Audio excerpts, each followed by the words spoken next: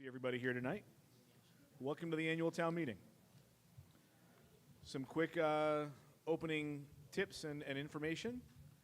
When you're speaking, these microphones actually work really well if you get right up close to them with your mouth. You almost want it in your mouth. Not literally, but get really, really close. If you need a minute to adjust it, they adjust pretty easily. Please do so. Our goal here tonight is to get to group decisions as a town informed by both the facts and opinions of our fellow residents. While there's a formal process that we must follow, one that is guided by law, prior town meeting votes, and tradition, please don't let that process intimidate you. If you want to accomplish something and you aren't sure how, just wait for your turn at the microphone and then ask how we accomplish your goal, and I'll do my best to share the appropriate procedure or pathway. One of the hardest things about town meeting is that it's a forum for sharing facts and one's views on items before us. It's not, however, a hearing or a listening session or a question and answer session. It's entirely appropriate for a resident to come to the microphone and point out a lack of information on a specific topic, or even to raise questions that they have. But they should never address other individuals directly.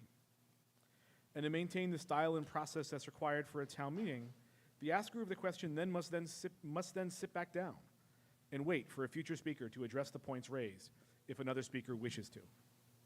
It may sound or feel odd, but we do not ask questions directly of others, and we don't reference other speakers directly. We do that to keep things from getting personal.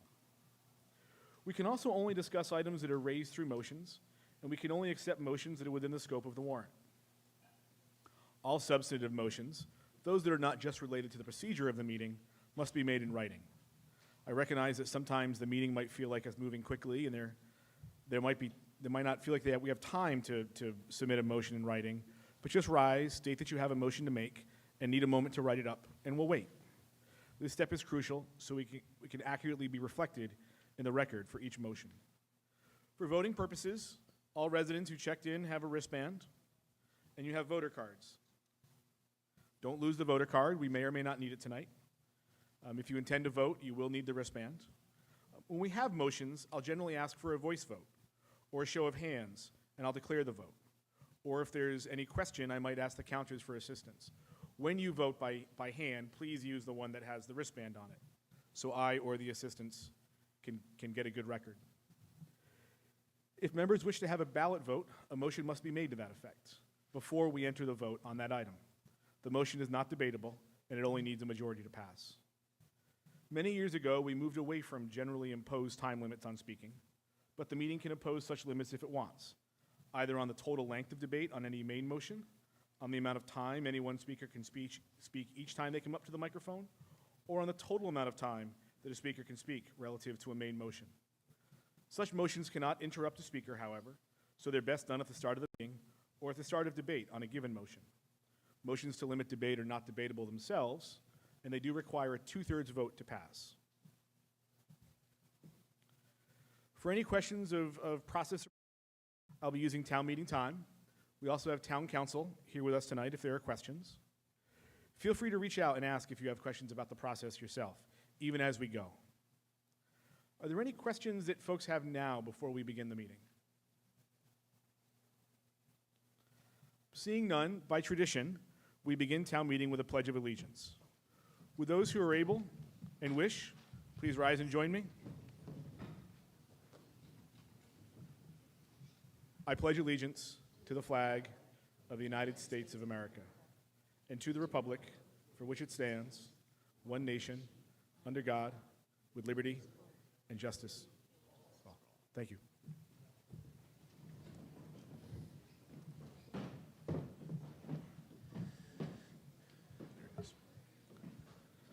The hour to which the town meeting was called having arrived and a quorum being present, the town meeting is now in order. On question 1, waiving the reading of the warrant.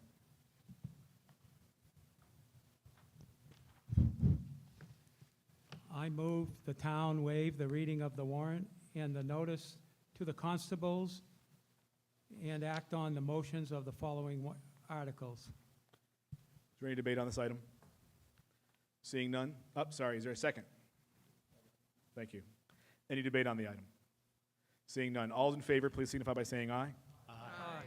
Any opposed, please signify by saying nay. Clearly passes unanimously.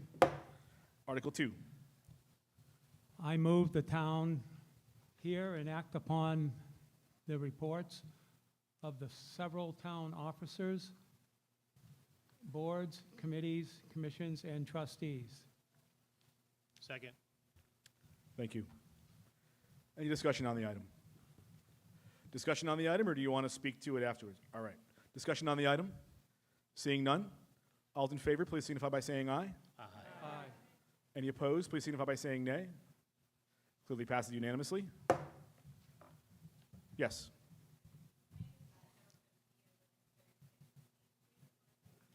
Closer. Closer to the mic if you can. Is there a switch on it?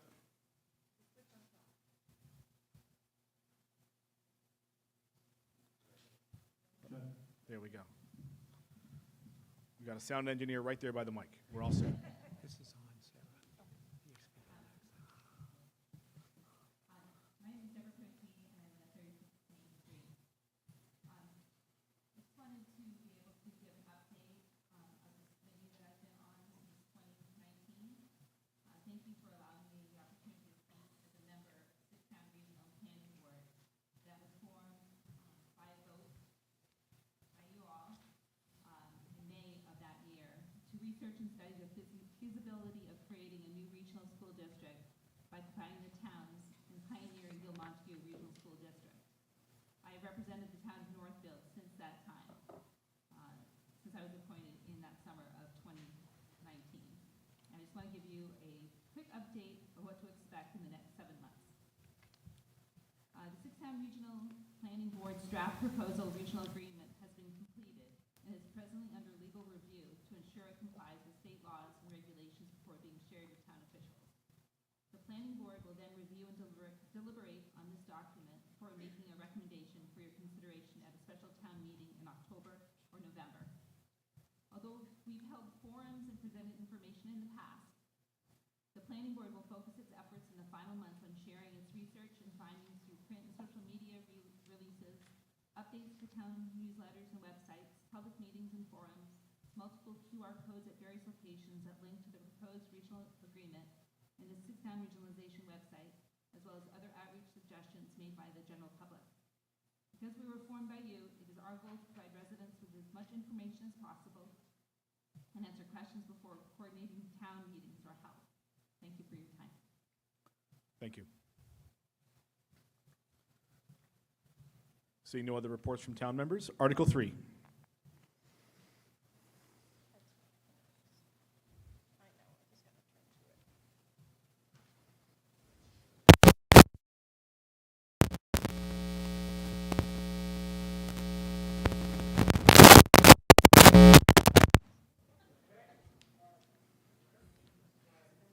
I'm going to start over. I move the town authorize the select board to apply for state or federal funds and to expend any monies received as set forth in the appropriate grant application. Second. Thank you. Any discussion on the item? Seeing none, all's in favor, please signify by saying aye. Aye. All opposed, please signify by saying nay. Clearly passes unanimously. Article 4, the omnibus budget. Mr. Moderator, I move that the town, under the provision of the General Law of Massachusetts, Chapter 41, Section 108, and any amendment thereto, fix the salaries of all elected officials for the fiscal year 2026, and to raise and appropriate the sums therefore and the sums for maintenance of several departments of the town, in accordance with the amount recommended by the Finance Committee, as shown in the final column under the warrant. The grand total of the omnibus article is $4,828,618. Thank you. Is there a second? Second. Thank you. Debate on the item. Does the Finance Committee want to report out first? After many months of deliberation and bringing in every one of our departments and asking them what their needs were, if you look over the articles that precede this, the line items, you'll see that the only things that have gone up significantly are things that we had no control over. Retirement insurances, that was close to $1 million. So There's a lot of things that we do not have a lot of control over. What we do have control over is what the committees and the departments bring to us and can justify why there's an increase. And they are very frugal when they come into the Finance Committee and are able to justify with all of the committee members up here. If not, then we question them until we feel comfortable recommending their budget. Thank you. Yes, sir, at the microphone. Does it work? Yes. Bill Hickey, 9 Main Street. Moderator, many people asked me to make this motion with the intent to streamline the meetings so we're not here from midnight to night or longer. And in years past, there's been a time limit on the number of minutes that someone can speak, and that's what this motion is going to be about. So, Mr. Moderator, I move that individual discussions on any one of the motions, or not motions, items of be limited to 5 minutes, like we have in the past. Is that 5 minutes per individual speaker or 5 minutes per total item? 5 minutes per speaker. Okay. There's a motion to limit debate to 5 minutes per speaker. Is there a second? Thank you. A motion to limit debate is not debatable, but it does require a 2/3 vote. So right now, we paused discussion on the omnibus budget, and we are voting on a motion to limit debate to 5 minutes per speaker. All those in favor, please signify by saying aye. Aye. All opposed, please signify by saying nay. The ayes clearly have it. It passes. We now have a 5-minute time limit per speaker when they get up to speak. We're now moving back into debate on the omnibus budget. Yes. Yeah, Bruce Cons, 576 South Mountain Road. I just want to make sure, because I noticed that the motion as it's, or the article as it's printed says fiscal year 2025. Is that any kind of an issue?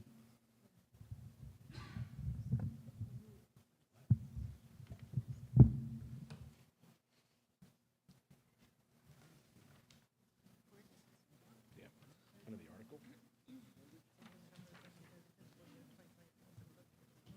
Oh, it does under Article 4, the third That's an line there. obvious typo, right? Right under Article. Given the context, I think that the motion is within the bounds of the warrant article and that it's likely a typo in the article, and that the motion is still within the bounds. Thank you. Any further discussion on the omnibus budget? If you're coming up to the front.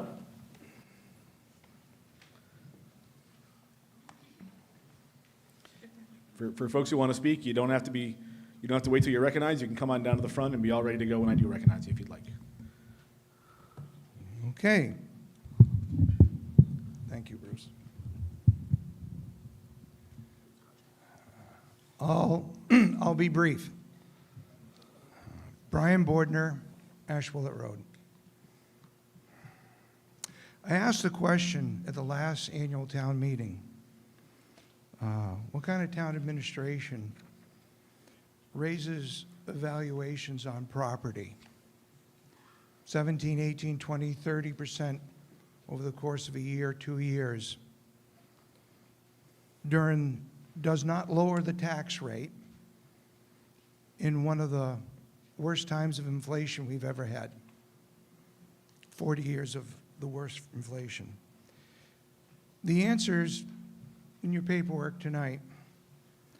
It's an administration that wants to increase the rate of spending 8.6% while they have over $1 million of free cash sitting in their account.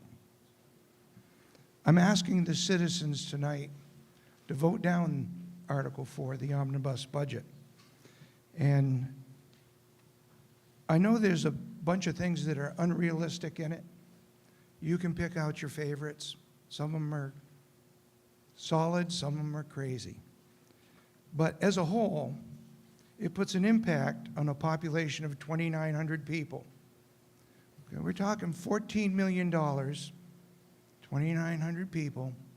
That's approaching $5,000 for every man, woman, and child in a small town.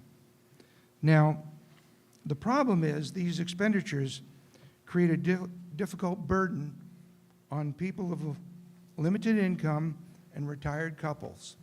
Some people have owned their homes in this town for generations, and it's their homestead. And they're getting increase in taxes. We were always told, don't worry about the evaluations. Evaluations go up, rates go down. They didn't go down. The rate of spending is going up 8.6% while we have excess cash. Some of these homes, people are having a hard time paying their taxes. I've heard a lot of stories. A lot of people come to me, and I've heard some of the difficulties they have. But realistically, we're all going to retire someday. In Texas, where my friend lives, once you reach a retirement age of 65, your property taxes freeze at that point. That allows you to stay in these generational homes. If you ever want to force any kind of meaningful tax reform, you're not going to get it going before the town. They're going to talk about committees and studies and grants for studies. And if you really want to get meaningful tax reform, you got to vote down Article 4. Now, you're going to hear a lot about, oh, it's going to be horrible, we're going to have another town meeting. Well, we've had 3 town meetings on public safety buildings that never came to nothing. Each one cost $6,000. We're talking $14 million here, okay? You're going to hear something like, we've only gone up 17% in 2020 to 2024. Well, that's true, but in 24 and 25, we've gone up significantly through a interim tax reevaluation. So I'm asking you to consider to vote this down, to start the process of people paying attention to some meaningful tax reform for seniors, for people of limited income. Now, I would at least request a raise of hands, but I would like to tell you one thing about raising your hand. We're spending $14 million tonight. It would have cost $2,000 to rent electronic voting. So raising your hand, you've got to be confident when you do. Some people won't raise their hand for something like this, afraid of what their friends might think. Well, if someone feels differently to you about how you think in your heart and what you want to vote, they were never your friend to begin with. So I'm encouraging you to at least have a show of hands and to vote against the article. Thank you. Any further discussion on the item? Yes. I just want to make one quick point that the issue's been brought up before about how much money Northfield has in the bank. And if there was ever a time that I'm glad Northfield has extra money in the bank, it's now, because as we know, money from the Fed is being cut. Particularly Massachusetts is being targeted for cuts in federal spending. So just that point about money in the bank right now, that's a good thing. Further discussion?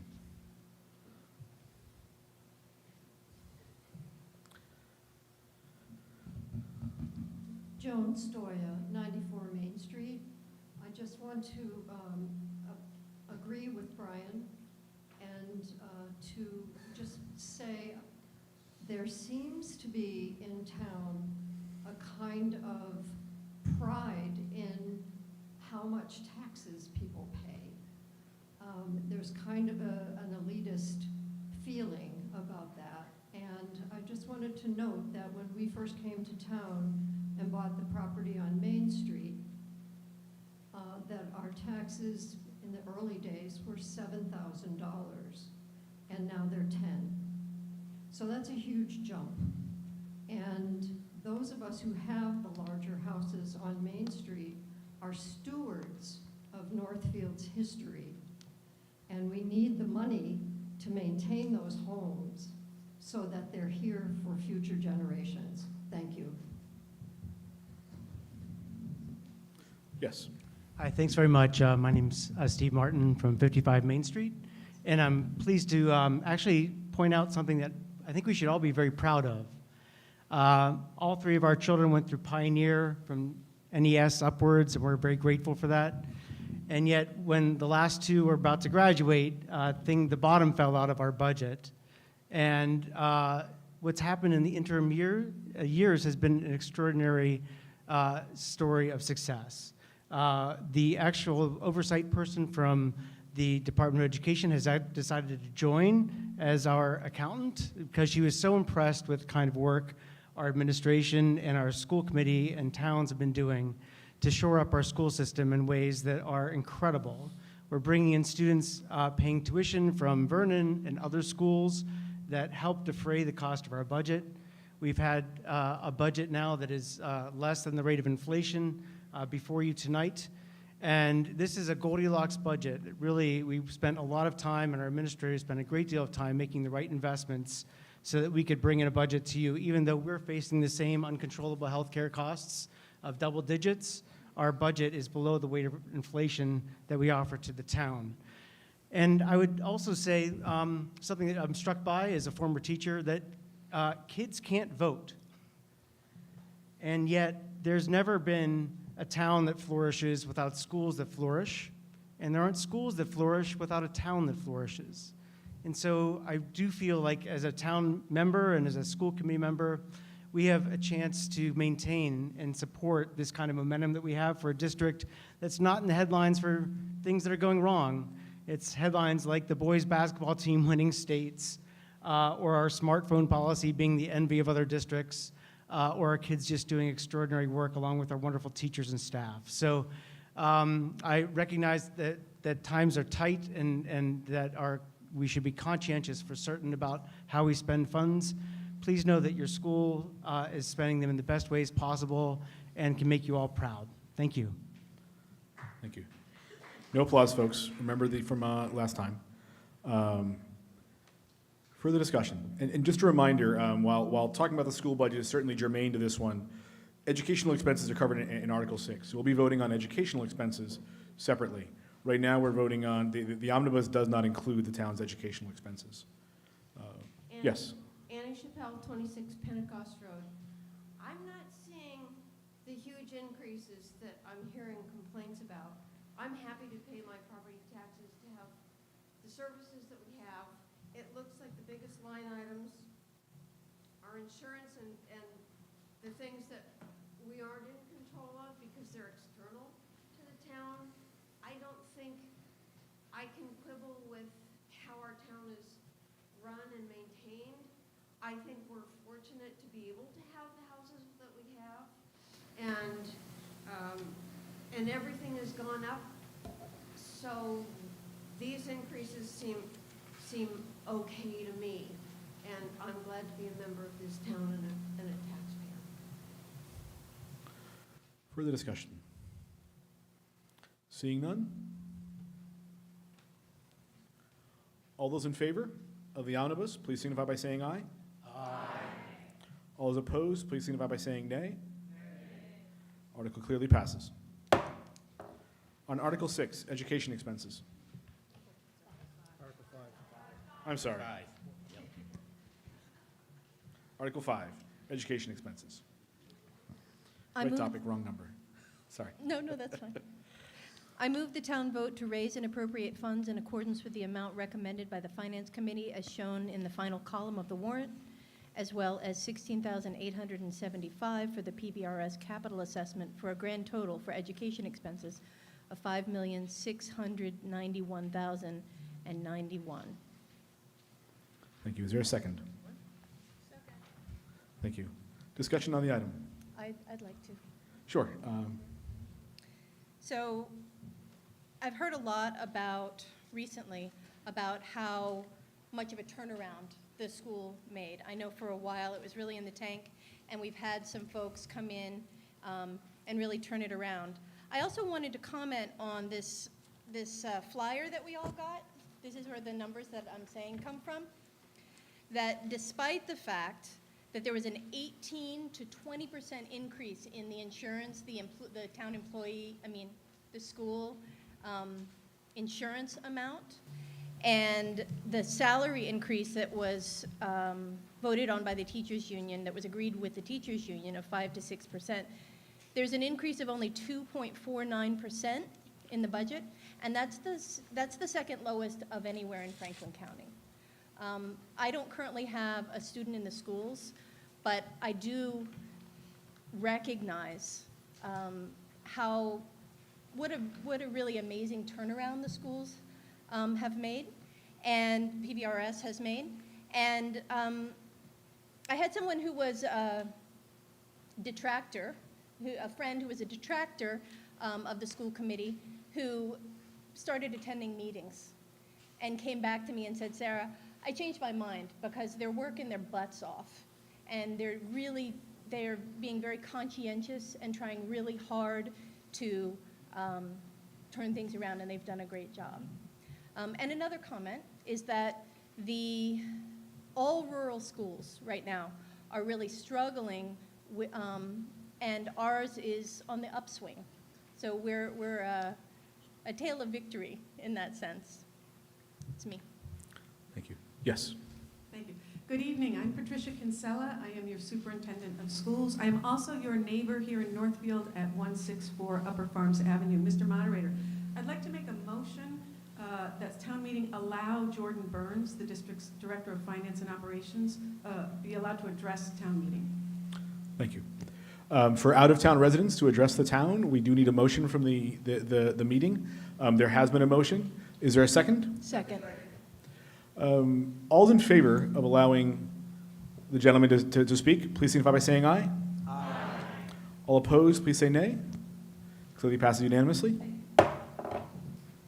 Thank you. Yes, I just wanted to speak briefly about the total amount. When we add the $16,875 to the original amount of $5,674,306, the total should actually be $5,691,181. Was that 181 you said it yes, ends? instead of, I believe the number was 9. So we would need one of the residents to make a motion to amend the current motion to have the total be that new number. Mr. Moderator, I make a motion that the total for the education expenses line be amended with a revised total of $5,691,181. All right, would you mind providing a copy of that in writing to the town clerk? Yes. Even if it's just the right number written on a piece of paper?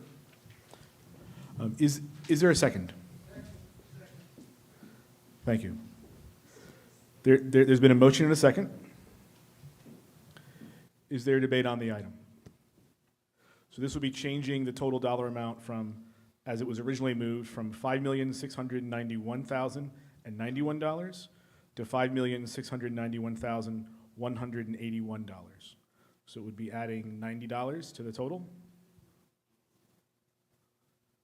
Any discussion on the item? Seeing none? We're only voting on the motion to amend the total dollar amount. Yes, there was one. Yep. We're only voting on the motion to amend. We're not voting on the main motion itself. All's in favor, please signify by saying aye. Aye. All opposed, please signify by saying nay. Clearly passes unanimously. We're now back in debate on the main motion itself. Any further discussion? Seeing none? All's in favor, please signify by saying aye. Aye. All opposed, please signify by saying nay. The item clearly passes. Now Article 6, capital projects at the Northfield Elementary School. Mr. Moderator, I move that the town transfer $50,000 from free cash to pay for the capital projects for the Northfield Elementary School as set forth in Article 6. Is there a second? Second. Thank you. Debate on the item.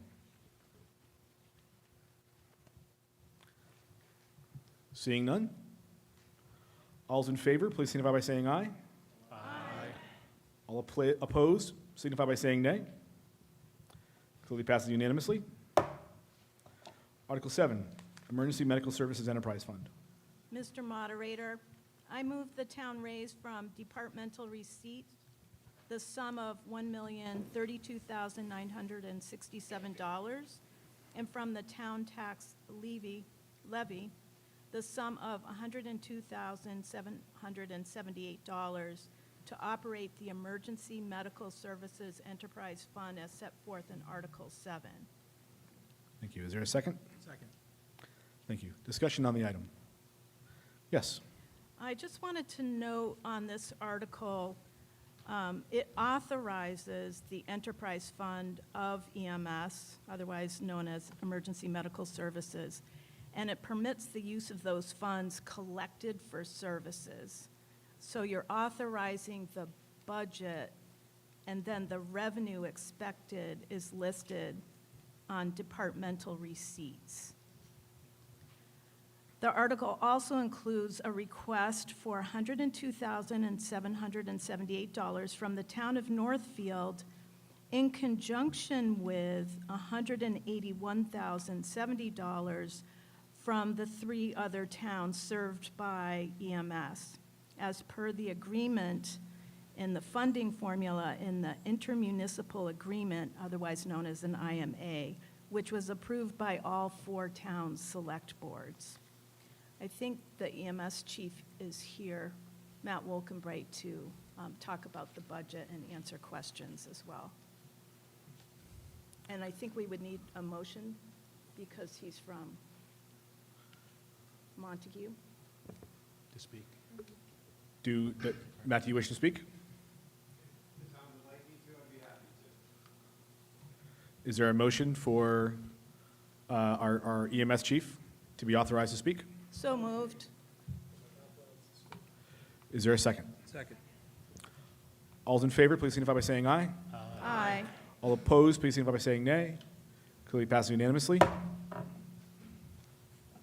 Thank you, Mr. Moderator, Select Board, other officials in the town. My name is Matt Wolkenbright. You've all seen me. I have a 5-minute limit. I'm going to do my best as I've promised everyone. This budget represents the most financially responsible budget that I've been able to develop along with the Finance Committee and the EMS Task Force to provide you, along with the towns of Gill, Irving, and Bernardston, 24-hour-a-day, 7-day-a-week, professional, trained, staffed, in-house coverage for ambulance for your communities.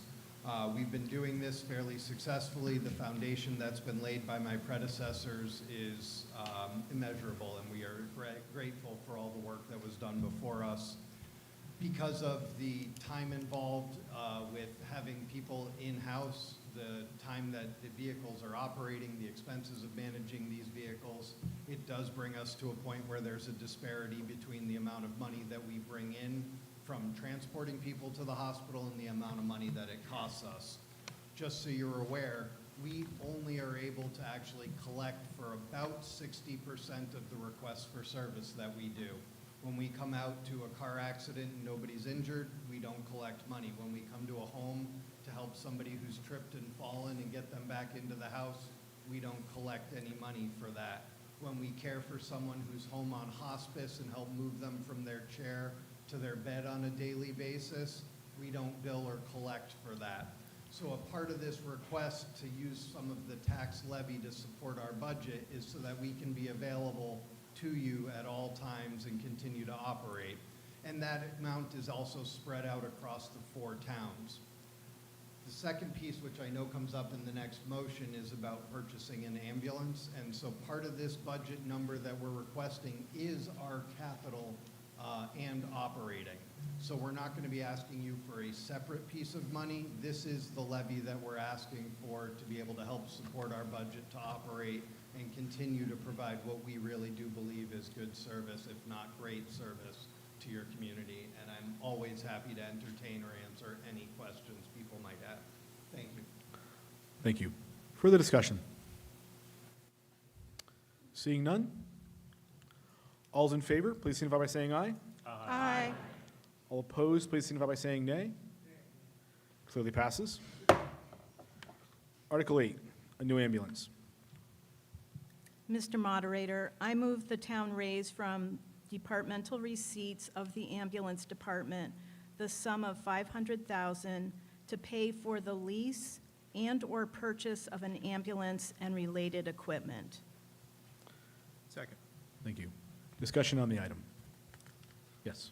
I'm just going to note that this article, as previously mentioned, funds the purchase of a new ambulance. Currently, it can take as long as 2 years after ordering to receive a vehicle, so it's necessary to authorize this now, so that we're not waiting until the ambulance in question is really broken down. This is part of the EMS capital plan, which was developed as part of the task force.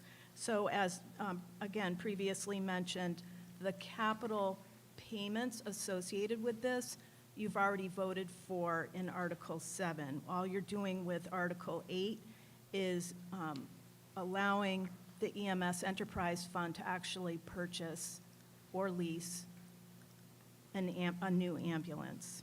And a 2/3 vote is needed.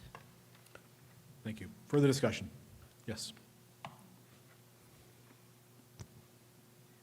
I also wanted to point out that we've applied for a prodigious grant that would cover the ambulance, but we don't know, it hasn't been approved yet, so, and it might not be approved, to be fair, but that would allow this money to be repurposed as well. So we cross our fingers, but we need to, in order to, because we have that 2-year run-up, we need to order now in order to make that possible.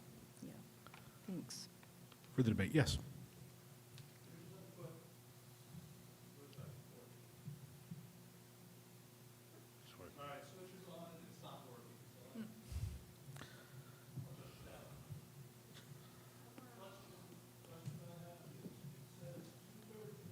Come around.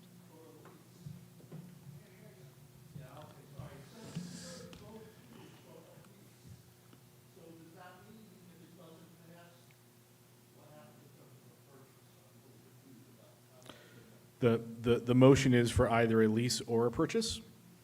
And so because the lease option is included in the motion, we do need a 2/3 vote in order for this to pass. Does that provide the clarity you're looking? Okay.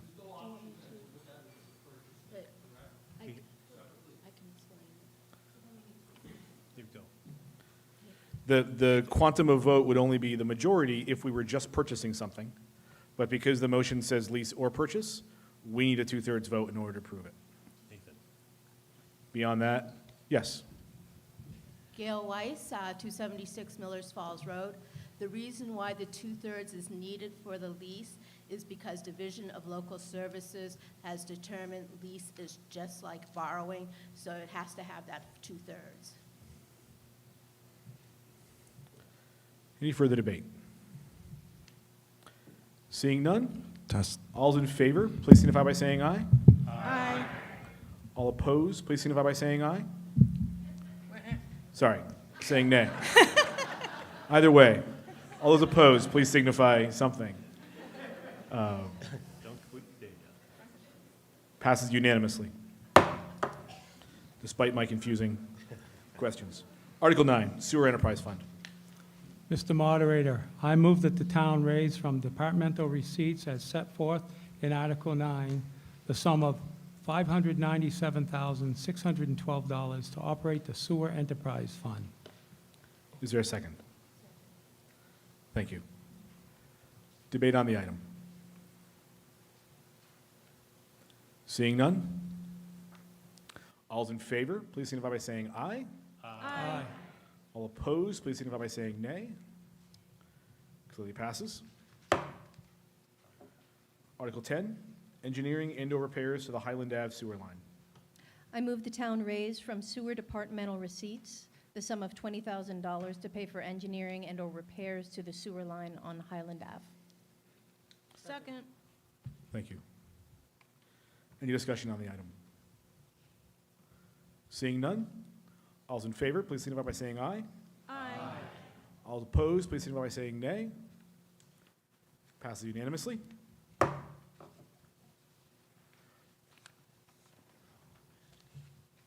Article 11, the Sewer Plant Master Control Center Electric Panel. Mr. Moderator, I move the town fund from free cash the sum of $150,000 to pay for replacement of the sewer treatment plant master control center electrical panel. Second. Thank you. Discussion on the item.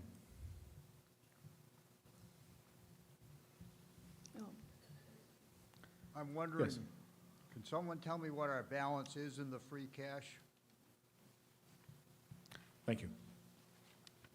It's not a question or answer. If somebody wants to answer that, great. But if that's all you have, thank you. It's actually in the budget summary in the beginning of the warrant, paperwork you're holding. Look under the revenue section, and it has all the balances that are certified.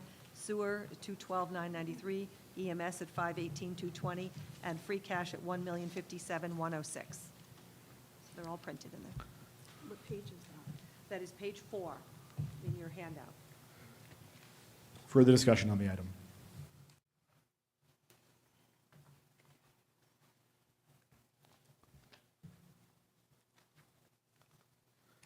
Any further discussion on the item? Yes, B. I'm just going to say, as a sewer customer and somebody new to the sewer commission, it's, I think as a lot of us know, it's been a difficult process, and thankfully our chair, Karen, has really done a great job over the last 3 years laying out a plan. And I was particularly aware of the importance of the sewer plant when we had that issue where water was not available for part of the town for about a day and a half.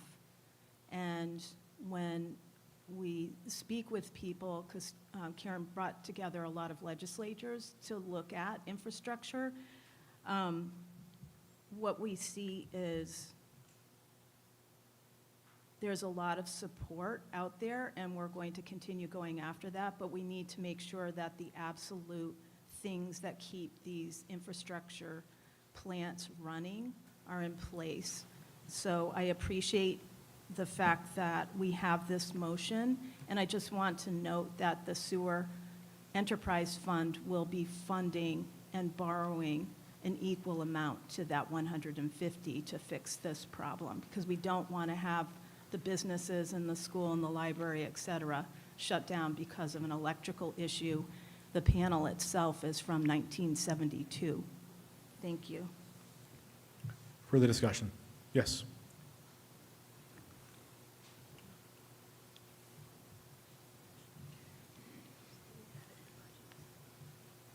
Brian Bordner, Ashwillet Road.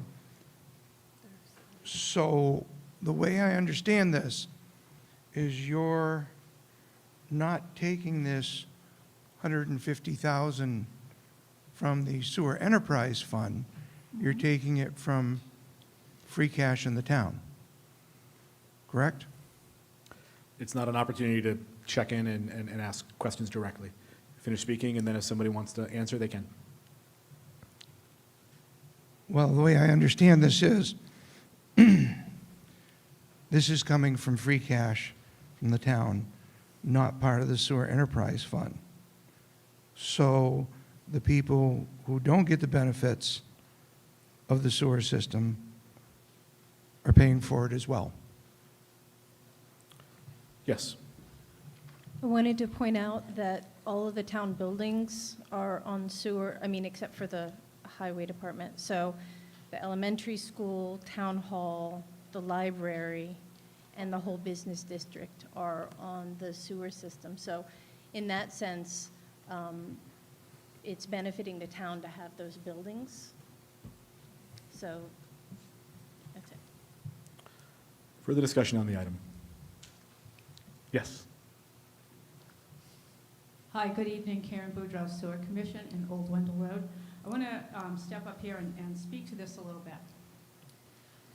After the article being awarded for $20,000, we are down to $192,000 in our enterprise fund. Yes, that covers the $150,000, but that would leave us with, what, $42,000 in our enterprise fund. We have a big problem. We have a sewer plant that has had deferred maintenance, that has had mistakes, that has had all kinds of things over 52 years. When I appeared before the select board last week, I wanted to try to put in context to them what a master control panel is and some of the problems that we had. And I wanted to think back on 1972. And I said, come on, Google, if I can get this. So what we have here is yes, we are asking for $150,000 to come out of free cash. We on the sewer can come up with $150,000 in November-ish meeting. Of that $150,000, we are thinking $30,000 would come out of our enterprise fund, and then we would use State House notes for 10 years to smooth out the cost of the other $150,000. This is what I put up in front of the select board. I don't know if you can see it. It's a 1972 Ford station wagon paneling avocado green. That's 1972. That's the same year of the technology in our electrical panel. Isaac and I and an engineer spent Friday, Saturday, Sunday, and today going over what's the lowest impact and what's the biggest impact. Right now, the impact to replace the panel is approximately $300,000. That's from our electrical company, Ames Electrical. If we wait on this, what's the best, what's the worst? If we wait on this, it's going to take a year to get a panel in. You don't just go down to Home Depot and say, give me a panel, all right? It's going to take a year to get this in. If the panel, and the panel has half of the panel has shorted out and it's been hot wired. If this whole thing goes, it goes from 300,000 and the next range is 809,000. We're looking at $1 million problem the longer we wait. So what we're hoping for is $150,000 now from free cash. I'm going to tell you something. I'm not on the sewer, but I see the importance of the schools. I see the importance of the businesses. I see the importance of the Centennial House and the Creamy. We better not close that Creamy. I see the importance of that, and I say to myself, yes, I'm not receiving direct benefit of it, but I am. And so I'm asking for you to really stop and think and say, what can we do? I'm not going to yell at you. I'm not going to tell you what to do. It's your vote. Thank you for coming out tonight. Thank you for voting and participating in this. Mr. Moderator, call for a vote, please. Thank you. I'm not seeing any other. There is another person who would speak. Is there a second for calling the question? Second. There is a second. In order to be recognized for such a motion, you do need to seek the floor for that purpose. Thanks for the reminder. Next speaker up. Just quickly, Bruce Kahn, South Mountain Road. I don't use the sewer system in town. I don't use the public schools in town. I am very happy to help my neighbors not have sewage issues. I'll be voting in favor of this. Thank you. Seeing no further debate. All in favor of the question, please signify by saying aye. Aye.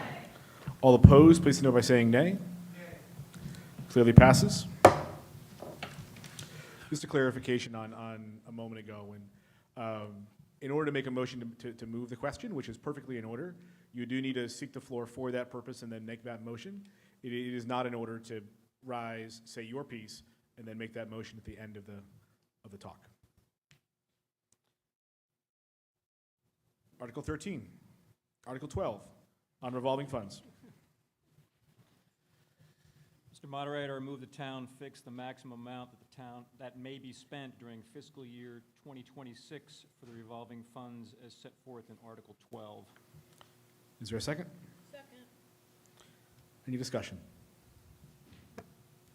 Seeing none? All in favor, please signify by saying aye.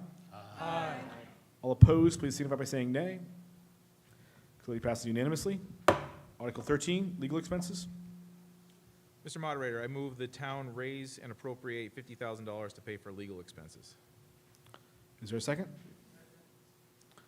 Discussion on the item. Seeing none? All in favor, please signify by saying aye. Aye. All opposed, please signify by saying nay. Clearly passes unanimously. Article 14, Town Hall bathrooms. Mr. Moderator, I move the town fund from free cash $230,000 to renovate and make improvements to the town hall bathrooms. Second. Thank you. Discussion on the item. Yes. I'm just going to note that for those who have been in those bathrooms, though I don't know if they date back to 1972, but they sure look like it. This is the American for Disabilities Act, and we did go for a grant, and we did not get a grant, surprisingly, because I actually don't know why, because this is a perfect example where it's not really compliant with the act. Oh, sorry. I was saying that we went for a grant for the ADA, or the American Disabilities Act, for the bathrooms and did not receive it. I don't know why, but this is a perfect example of a bathroom that is aged and is not accessible. Any further discussion? Yes. I have to admit that I haven't been in the men's bathroom. But the women's bathroom, I think, is handicapped accessible. I understand that there may be some cosmetic things to be done. I understand there's some issue with the wall, but I think almost $250,000 is too much to spend on 2 bathrooms. A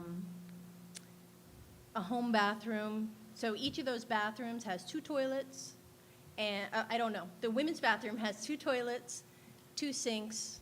It has a door wide enough for ADA. It has a handicapped stall, and a home bathroom would be what? 20,000, 10, 15 to repair for 1 toilet and 1 sink. So I would think 2 bathrooms, just double that, 30,000 each. That maybe $60,000 might be enough. I just think close to $250,000 just feels like too much. So I would like, can I make a motion now, or do I have to wait? Motion is already made and on the floor. No, If you I want wanted to to make amend a- it, yes. you can certainly do so. You would make a motion to amend. Yes. I would like to. I'd like to make a motion to amend Article 14 to the amount of $80,000 to renovate and make improvements to the town hall bathrooms. Is there a second to the motion? There is a second. So the motion on the floor right now is to amend the existing motion. The existing motion is to spend $230,000 to renovate and make improvements to the town hall bathrooms. The amendment would change that $230,000 to $80,000.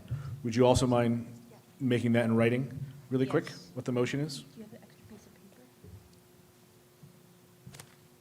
Thank you.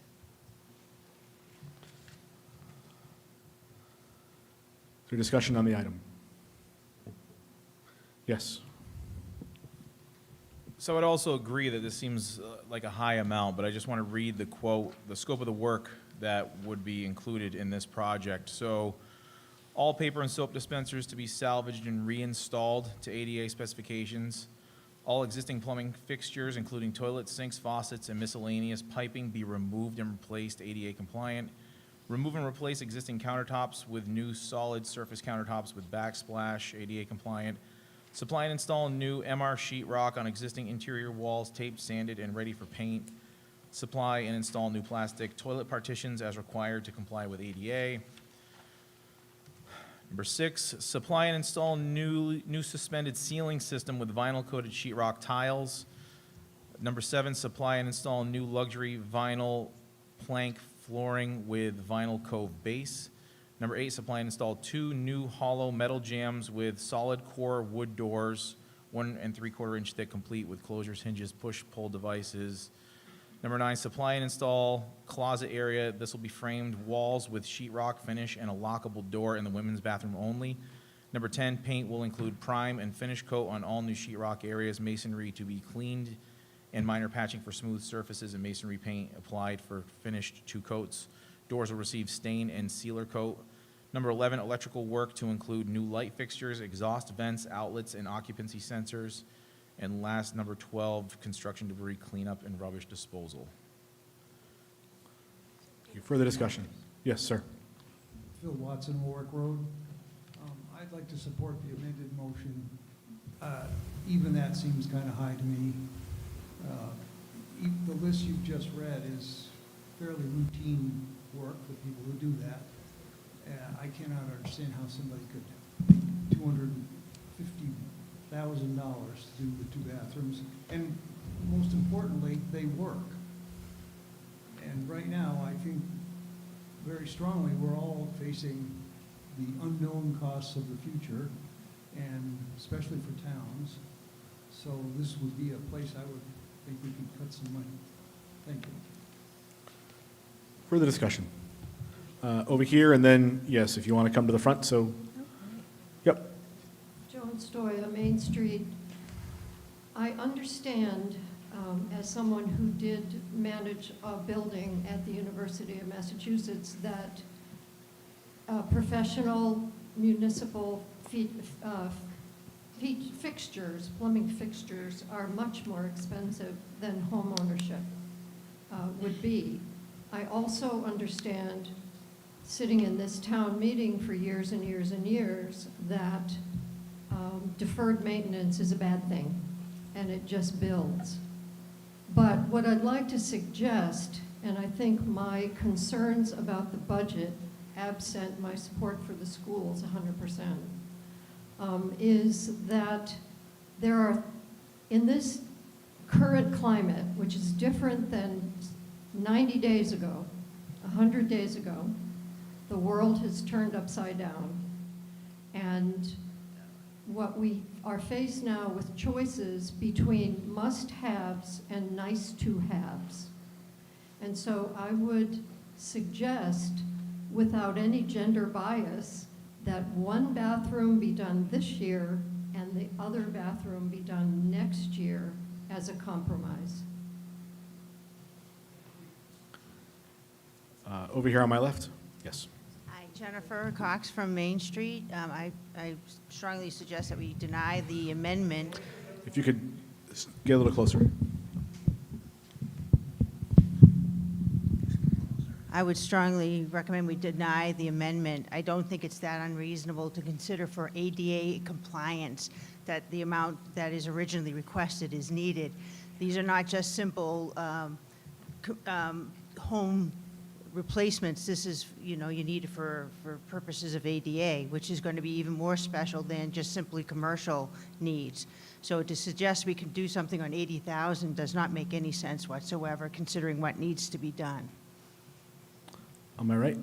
I'm Joe Gravelin, Old Perry Road, contractor for 37 years. It's not a difficult space to work in. It's fairly open, and the punch list is pretty straightforward. You've seen it 1,000 times from different contractors. But $250,000 just boggles my mind that, now ADA, it's already basically ADA accessible, but the hardware inside is not.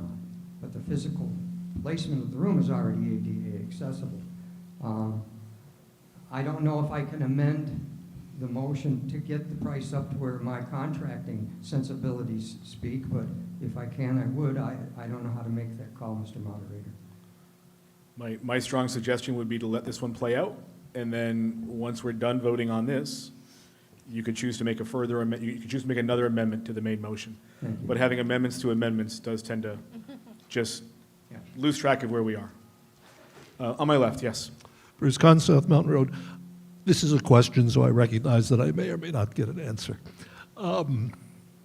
When Heath read down the list of items here, several things were followed by ADA compliant, and I'm wondering if the current hardware is not ADA compliant. Thank you. Next speaker.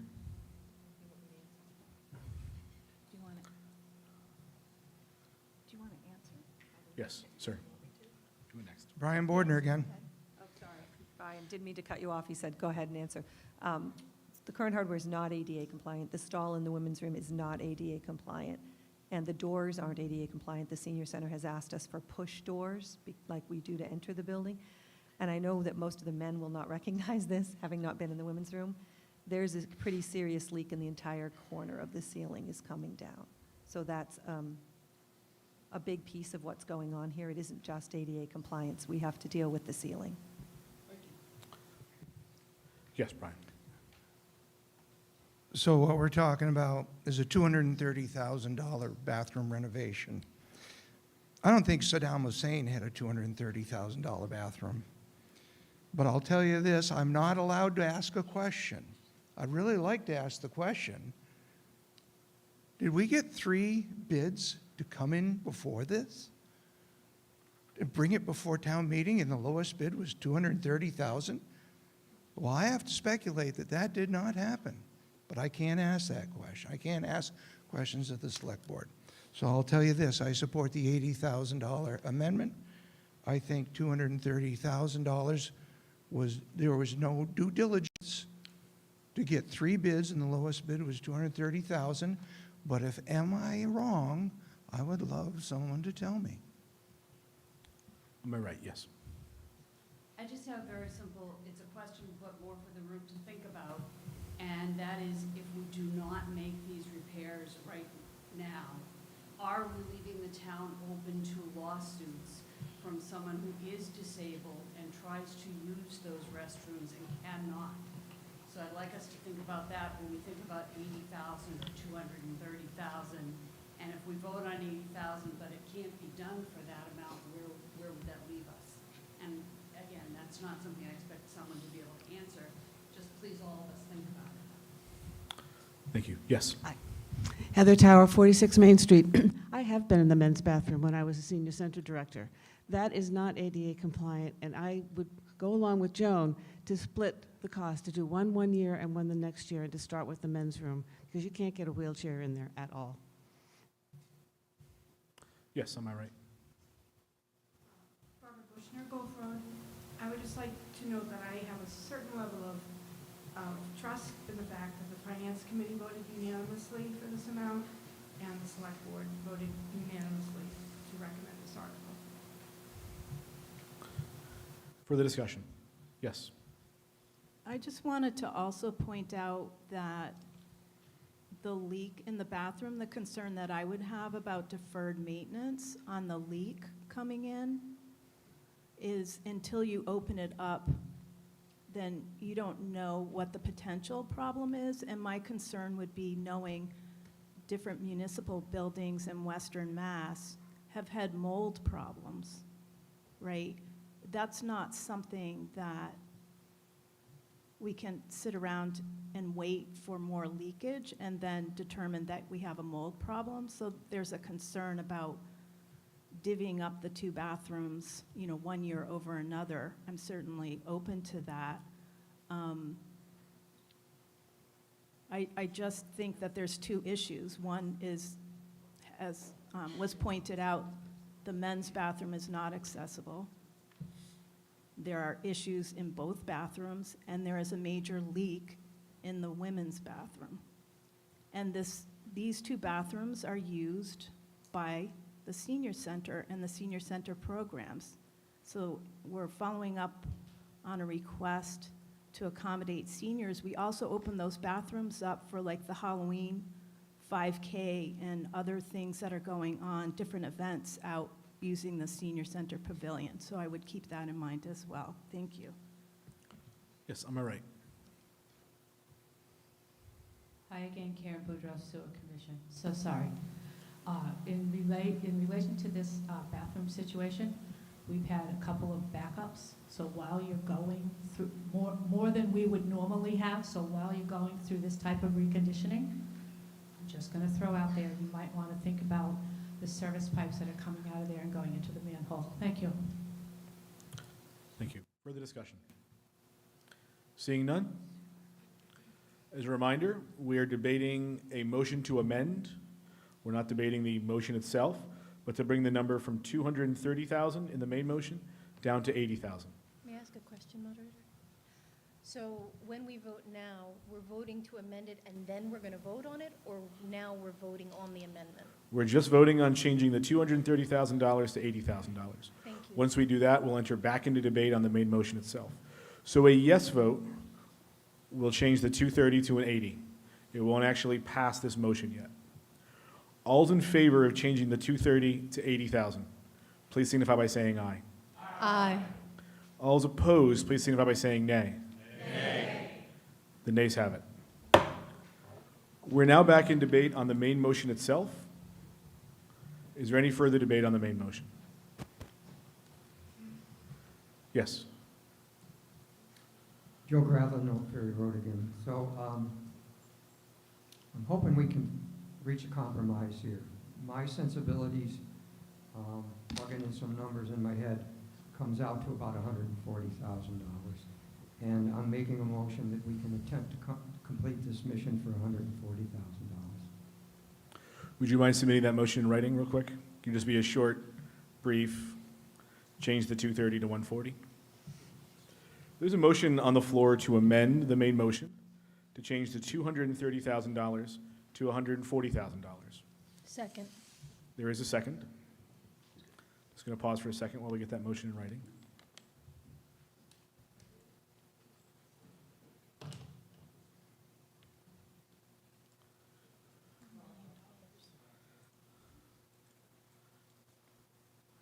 I appreciate folks' patience.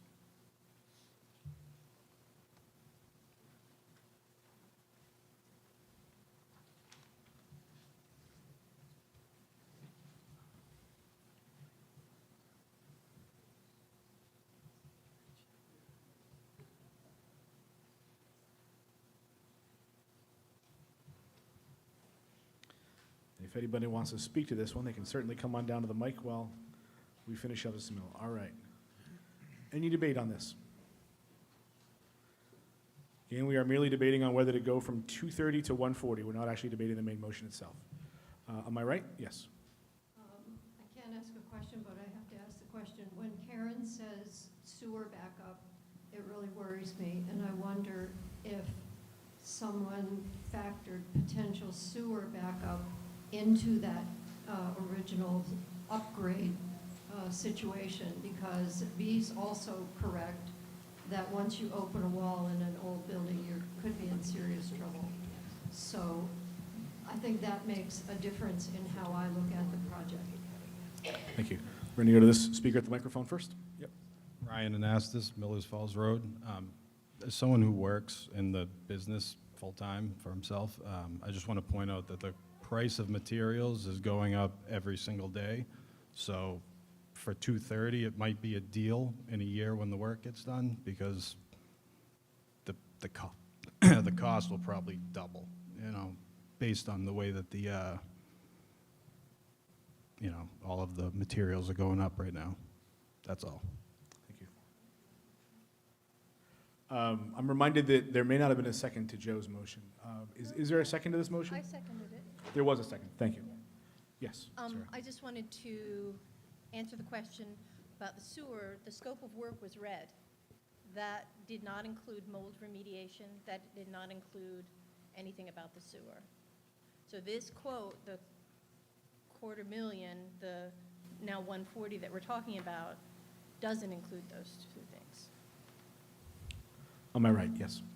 Hi, Mary Bowen, Burnham Road, 43 Burnham Road. I'm not sure how to do this, but is there an opportunity to make a motion to get a second and a third quote and table it to come back to it with more options?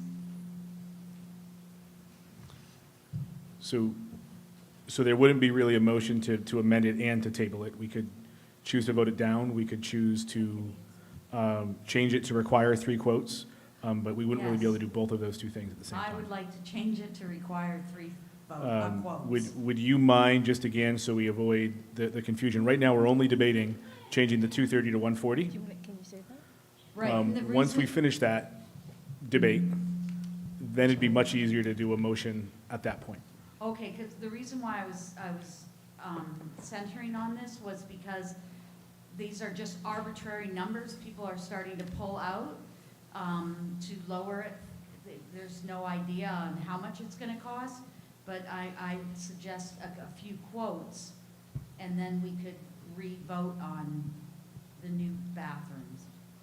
We do need to finish debate on the motion at hand, though, which is to go from 140 to 230, and then we would enter into debate on the main motion, whether or not to expend the funds, and we could certainly further amend it at that point to require additional quotes or whatever else anybody would like to amend it for. Fabulous. And Mr. Moderator, can I sit down now? Absolutely. Okay. Yeah. Mr. Moderator, through you, and indulge me for a second. Thank you, everybody, for having me here. My name is Jeffrey Blake. As you probably know, I'm your town council. But to the previous speaker who asked about getting 3 quotes, under Chapter 30B, the Municipal Procurement Act, there will have to be at least 3 quotes. If it's over $50,000, you have to put it out to bid. So that would be done prior to awarding it. My understanding is, and I don't know a lot about this project, but it's likely you hired somebody to come up and give you a specification and how much it would be. Once it's approved here at town meeting, then you would do the bidding process, and there would be as many people want to bid as there are. So you would likely get additional dollars or quotes, I'm sorry. Further discussion on going from 230 to 140. Yes. Tom Walker, Highway Super, plus I'm in charge of the maintenance. I just wanted to clarify on the sewer so people understand. The sewer line under the floor was replaced, I think it was about 5 years ago. That has been lined. We paid, I think, $40,000 or $50,000 to have that done. So that portion of the people's question here has been taken care of already. The outside sewer line has been fixed as well. So it's just anything in the bathrooms. It wouldn't be anything under the floor that I know of at this point. Further debate on the amendment.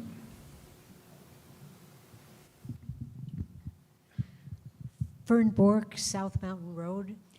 What concerns me about this amendment and the one previous is we're just pulling numbers out of a hat. If there, in fact, have to be additional bids as part of the process, then we will get real numbers and possibly a lower number if we just approve it. But to just pull out numbers that have no bearing in any fact-finding seems like the wrong path to take to me. Any further debate on the motion to amend? Yes. So just one point to make is that 3 quotes were solicited, only 1 person responded, which is the one that I read.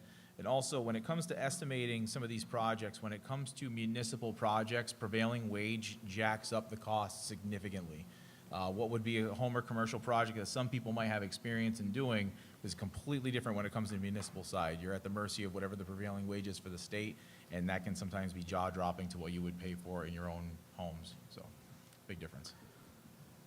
Further debate on the motion to amend.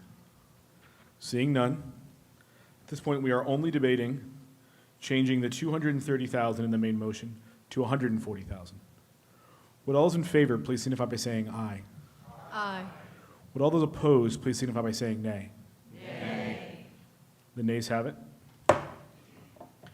We've now moved back into debate on the main motion itself.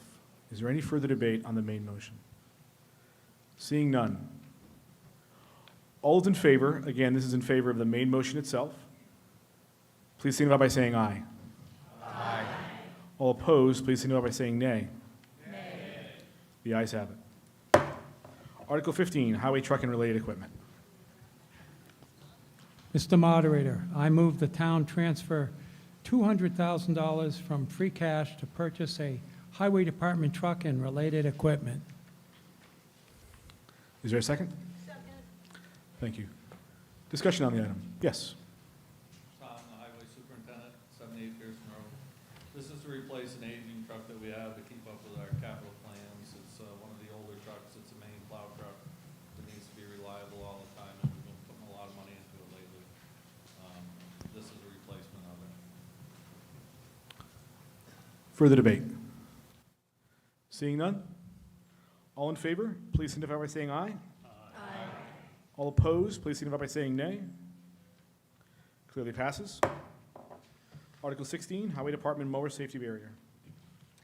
Moderator, I move the town transfer $15,000 from free cash to purchase a highway department mower safety barrier. Thank you. Discussion? Yes. So, oh, the expert can. You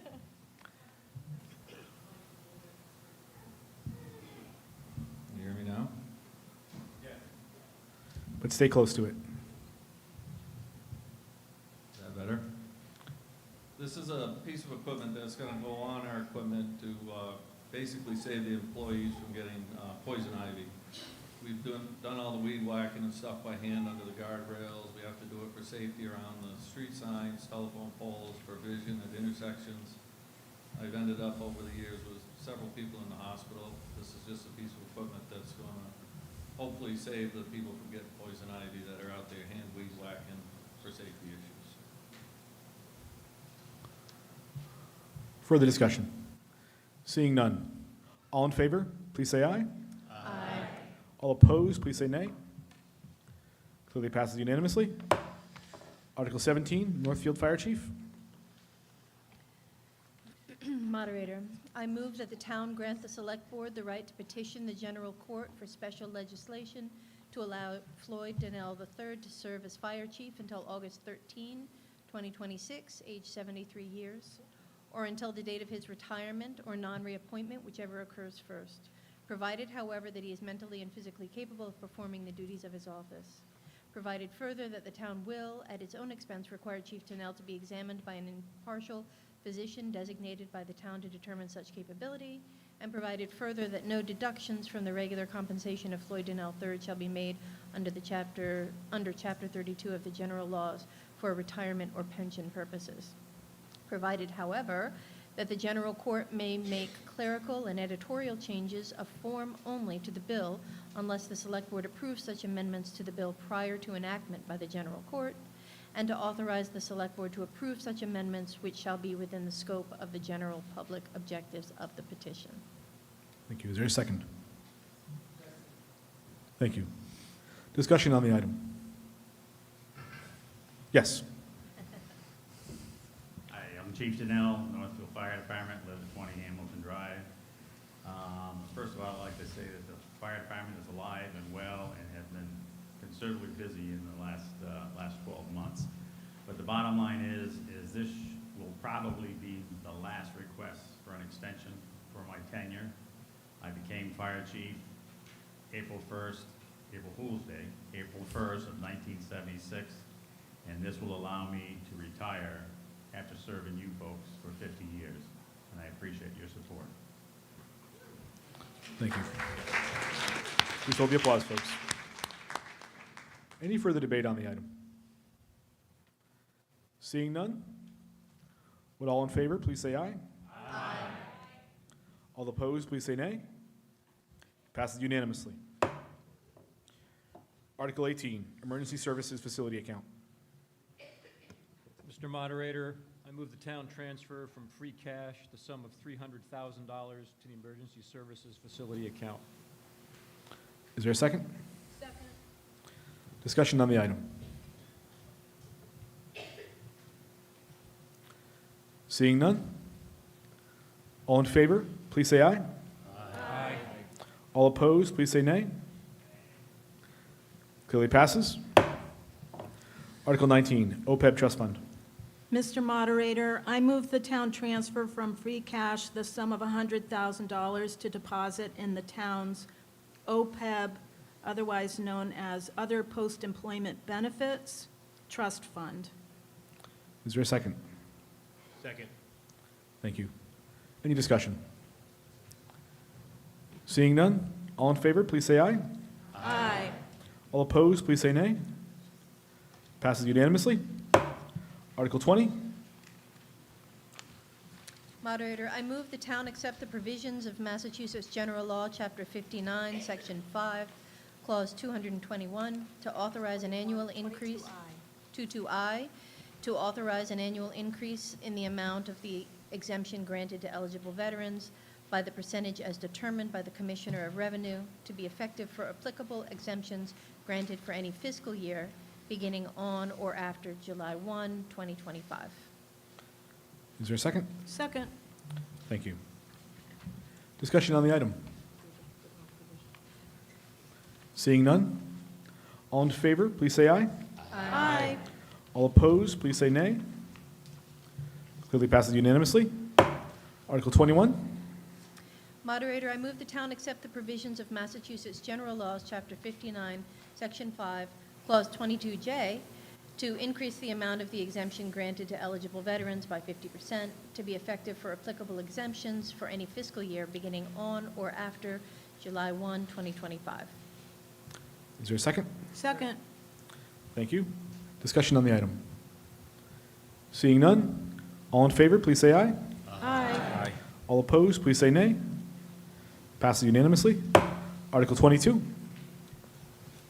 Mr. Moderator, I move the town rescind its vote of Article 30 from the annual town meeting of May 4th, 2015, and to replace it with the following: that the town establish the exemptions allowed under Massachusetts General Laws, Chapter 59, Section 5K, Senior Tax Assistance Program, be set by the terms as defined in Massachusetts General Law for an individual taxpayer beginning in fiscal year 2026, and by the terms made under agreement by the Select Board, Council on Aging, and Board of Assessors. Second. Thank you.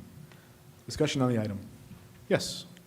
Hi, Deb Lanou, 18 Maple Street, Northfield. I'm the Chair of the Council on Aging. Can you get a little bit closer to the microphone? Okay. Get right up to it. Okay, Deb Lanou, 18 Maple Street. I'm the Chair of the Council on Aging, and this is trying to update a provision that we've had for more than 10 years that would allow seniors to work for departments in the town to accrue some monies toward their property taxes. You want to talk about some? Further, my name is Margaret Livingstone. I am the Vice Chair of the Council on Aging. We've been working together to put this together, to rejuvenate this. It just laid silent for a long time after it was in. Could you keep the mic right in front of your mouth? Yep. Yes, I'm so sorry. So it just laid silent after it was inducted, and we would like to rejuvenate it, so that's what we're doing right now. You have to be at least age 60. You need to live in Northfield. You have to live in the dwelling that you're asking property tax credit for. No income requirements. The overlay fund will be $5,000. That's for 5 people to get up to $1,000 each against their property tax that year. They will work about 66 hours over the year.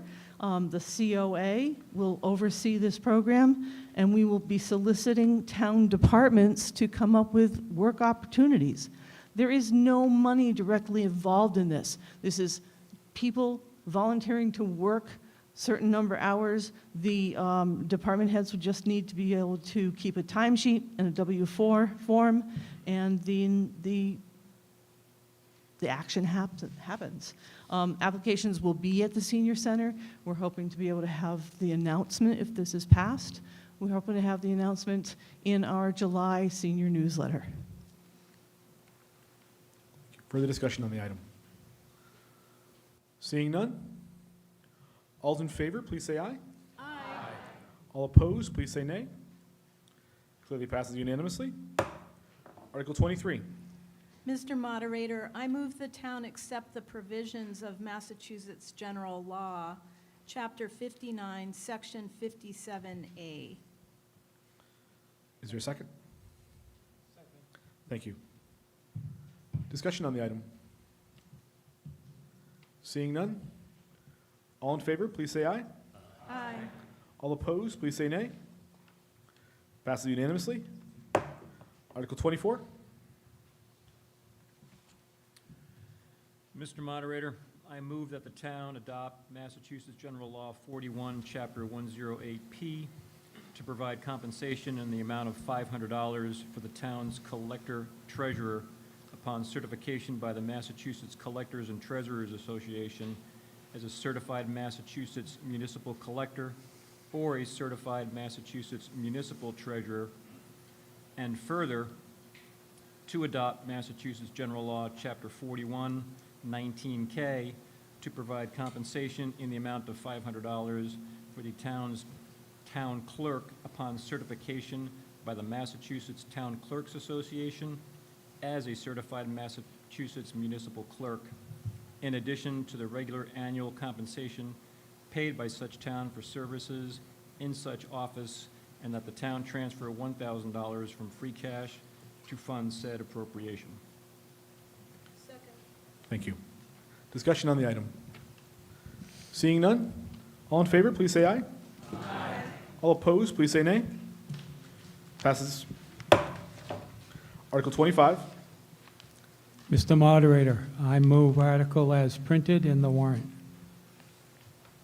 Is there a second?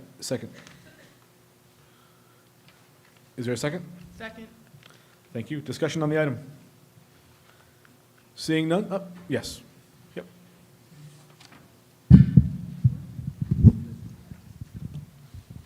Okay, I've lost track. What is this article doing? It was not described. Certainly. It is in the book on the bottom of page 22.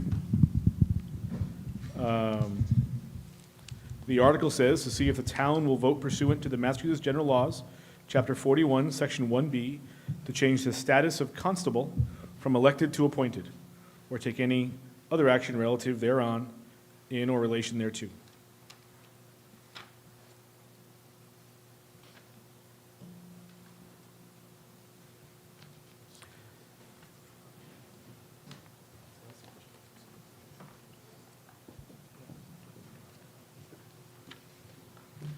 Any further questions or debate? Yes, on my right. Joe Gravel, North Ferry Road again.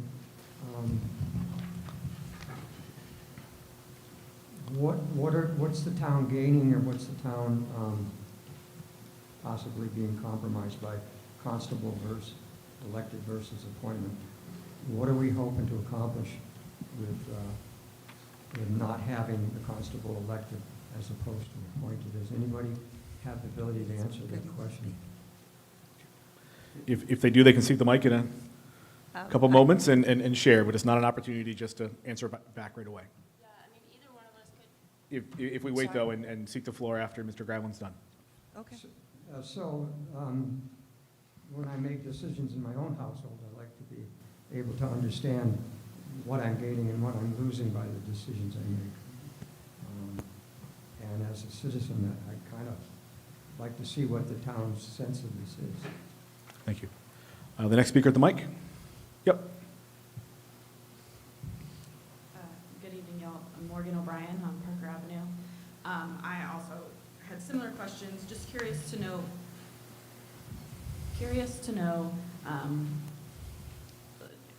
why the change in the current structure and what these changes will allow, and what does a constable do, if I'm being totally honest? Thank you. There's Anybody else wish to speak? Yes. a couple of points on this. The constables, there's a couple of them at the back dressed in uniforms. They perform security when you go to vote at Town Hall for the election. They also help out the police with traffic control during the parades, for example, if we've blocked off certain parts of Main Street. So the Memorial Day Parade is coming up. That's another example. The challenge with this position is that most of the candidates for this are on the same election schedule. So what happens is then we lose most of our constables all at the same time, and then we're not able to appoint anyone to fill those positions. So the thinking is that we would continue to take advantage of our neighbor, I'm looking at my neighbors because I know they do this, that we're taking advantage of their willingness to volunteer. And we want to make sure that if somebody's not able to serve in that position, that we have the opportunity to appoint somebody to that position.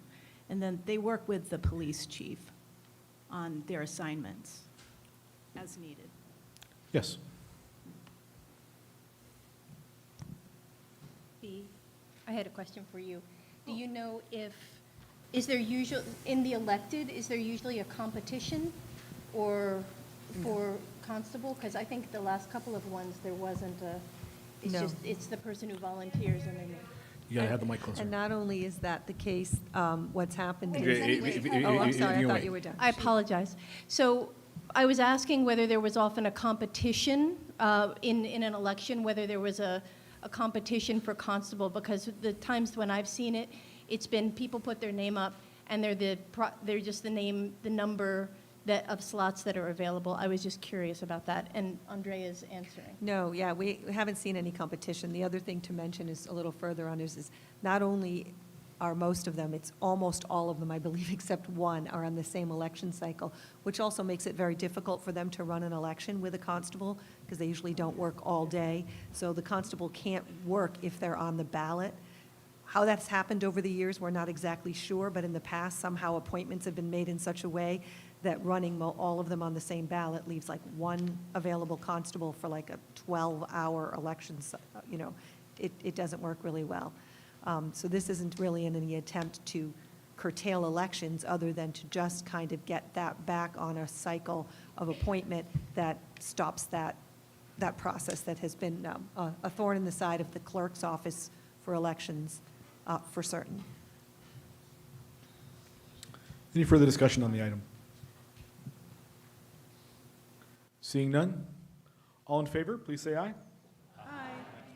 All opposed, please say nay. Clearly passes. Article 26.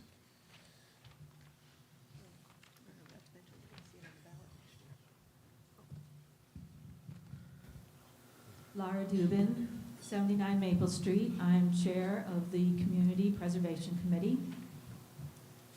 I move the town reserve from the fiscal year 2026 Community Preservation Fund the following estimated amounts be set aside from estimated annual revenue. The sum of 5%, $1,400 for administrative expenses, 10%, $2,800 for open space purposes, 10%, $2,800 for historic preservation, 10%, $2,800 for affordable housing, and the remaining 65%, $18,200 to the fiscal year 2026 Community Preservation Fund budgeted reserve.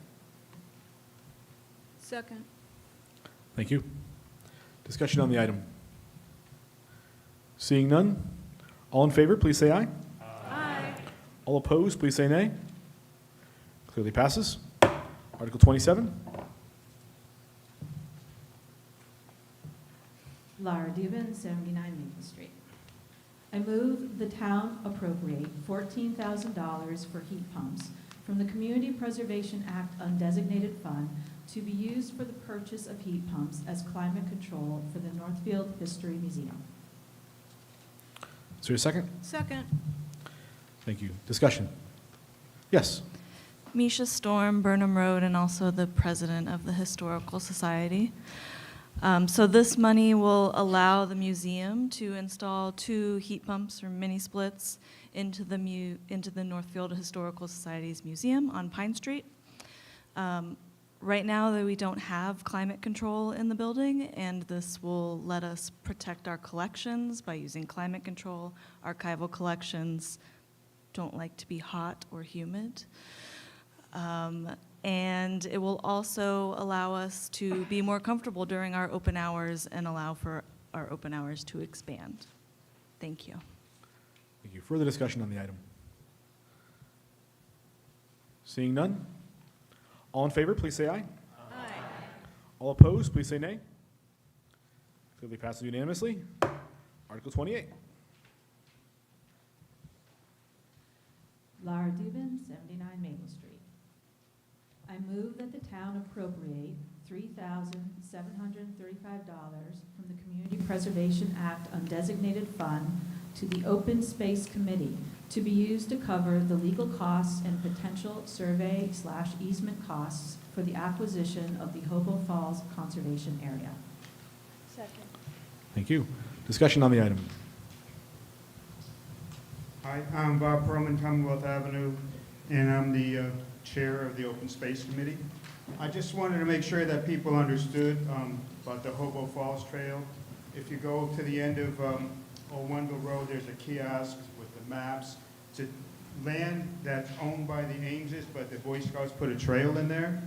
And so what this is all about is they're going to give us 3 parcels of land.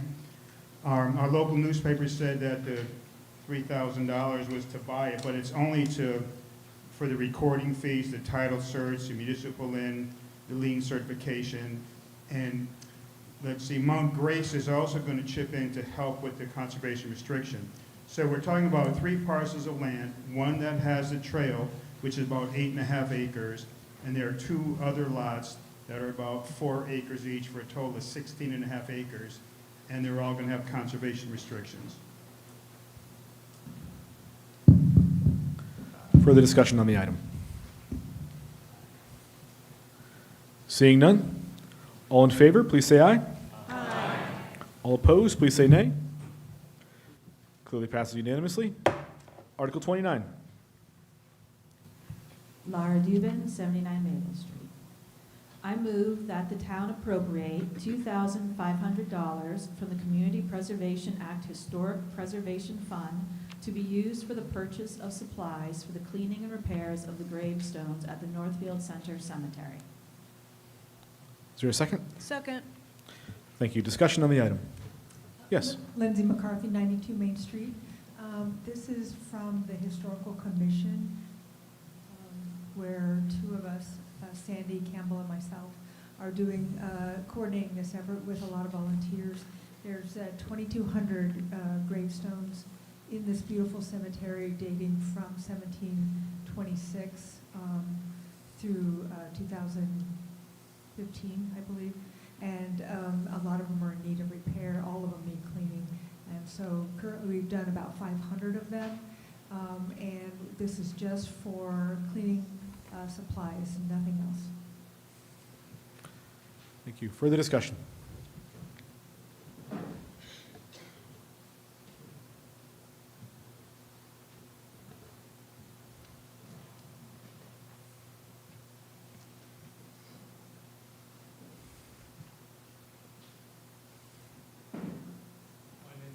Stoya, and I'm from 94 Main Street, Northfield.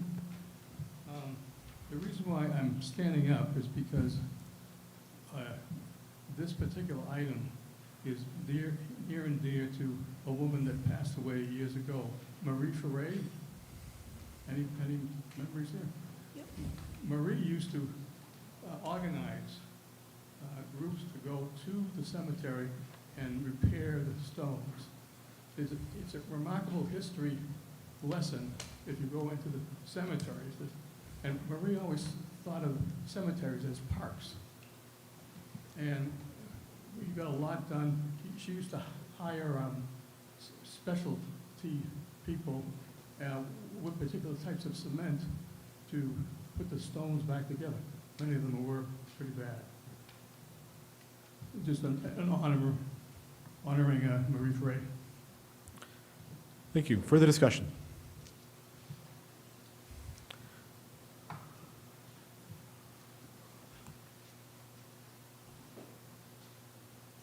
Seeing none? All in favor, please say aye. Aye. All opposed, please say nay. Clearly passes unanimously. Article 30.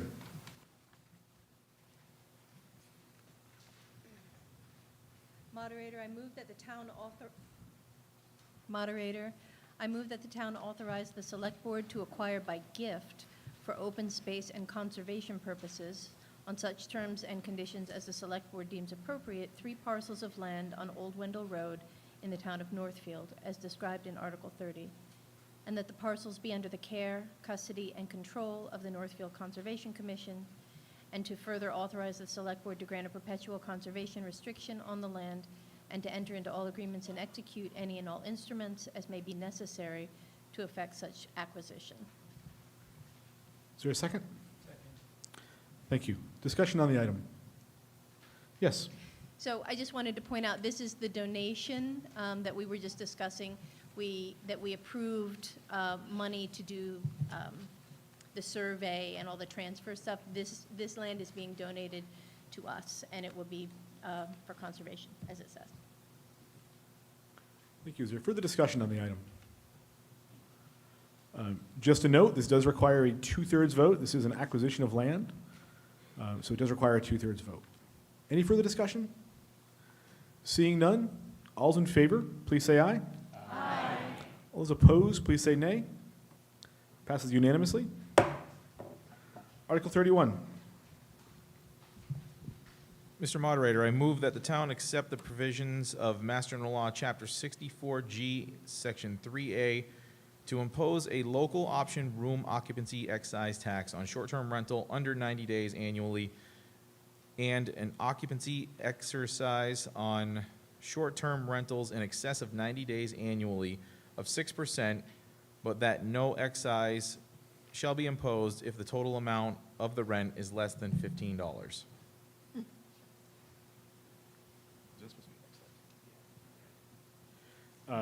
I think there was a typo in the motion as it was read. Heath, before there's a second, that exercise is supposed to be excise, I That's believe. right, okay. Do you mind that change, since it hasn't been seconded yet? Can you modify your motion just to say Yeah, that it's where an it says occupancy excise? an occupancy excise on short-term rentals. Thank you, thank you. Since that wasn't seconded yet, we can do that. Is there a second for that motion? Second. Thank you. Discussion on the item? Yes. Joan Stoya, 94 Main Street, otherwise known for the past 70 years as Centennial House. As far as I understand, and this is the third time this has come before you, as far as I understand, we are the only lodging consistent, open to the public, 12 months a year, lodging establishment in Northfield. This, I'm sorry, Steve gave me Spilkus talking about Marie Ferré, so I'm having a bit of a hard time.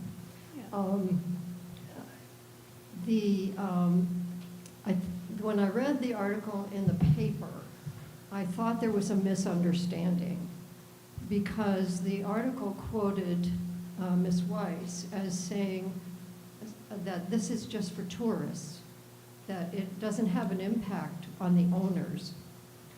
A little bit ago, a gentleman stood up and reminded us that with the tariffs going in, and especially the high tariffs on China, are going to impact paper towels, toilet paper, things we used to buy from, that we would normally buy, bedspreads, sheets, etc., from that often come from China. So all that's going up.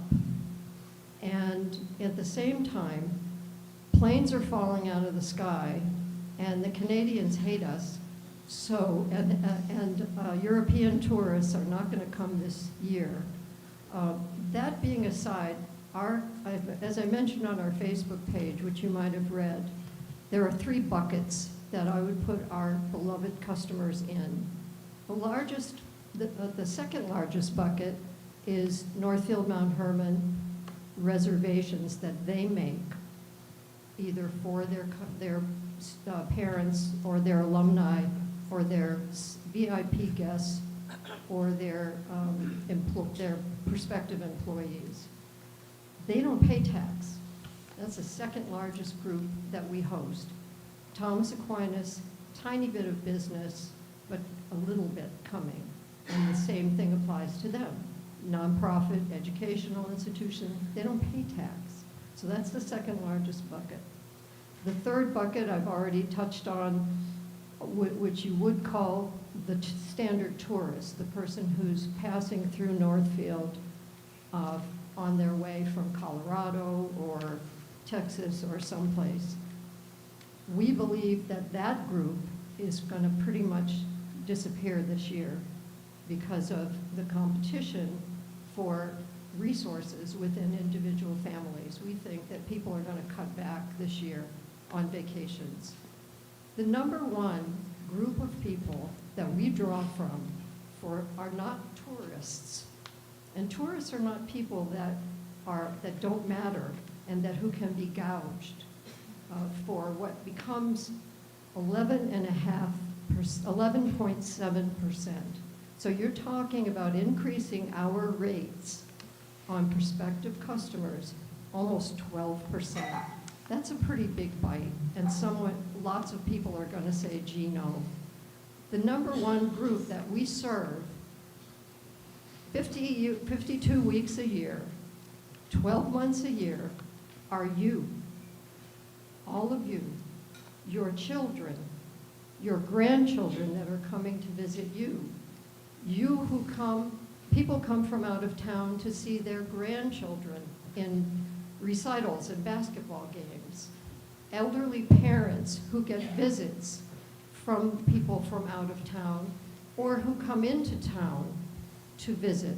So what you'll end up doing if you adopt this motion is telling people that they're essentially going to ration, we believe they're going to ration their trips, and they will visit you less, and they'll be traveling less. So if they come 2-3 times a year generally to see you, they probably will cut back to once a year.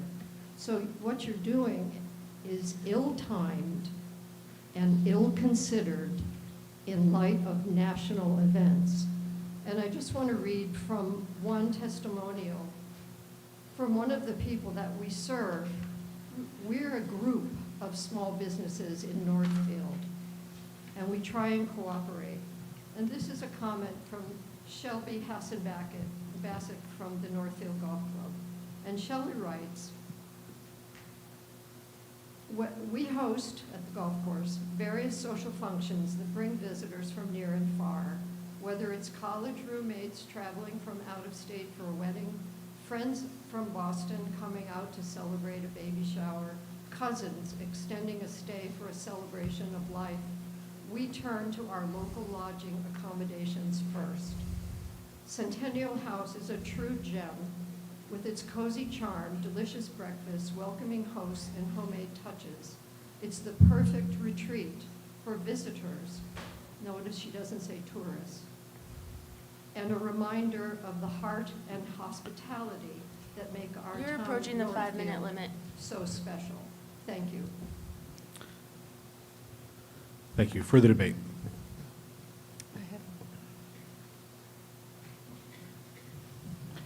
Yep.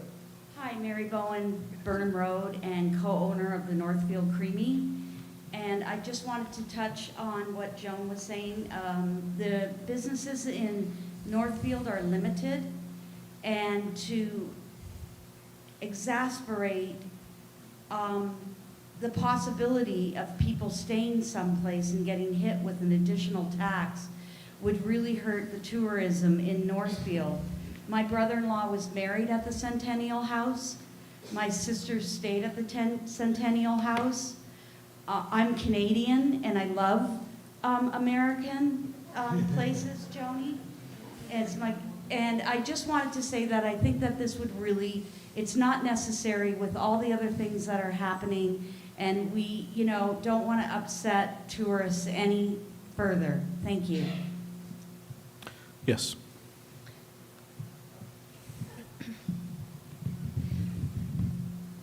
The reason that I voted to recommend this was because last year, or maybe 2 years ago, Steve stood up and said it was okay to do that.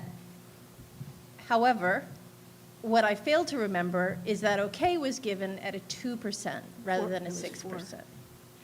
So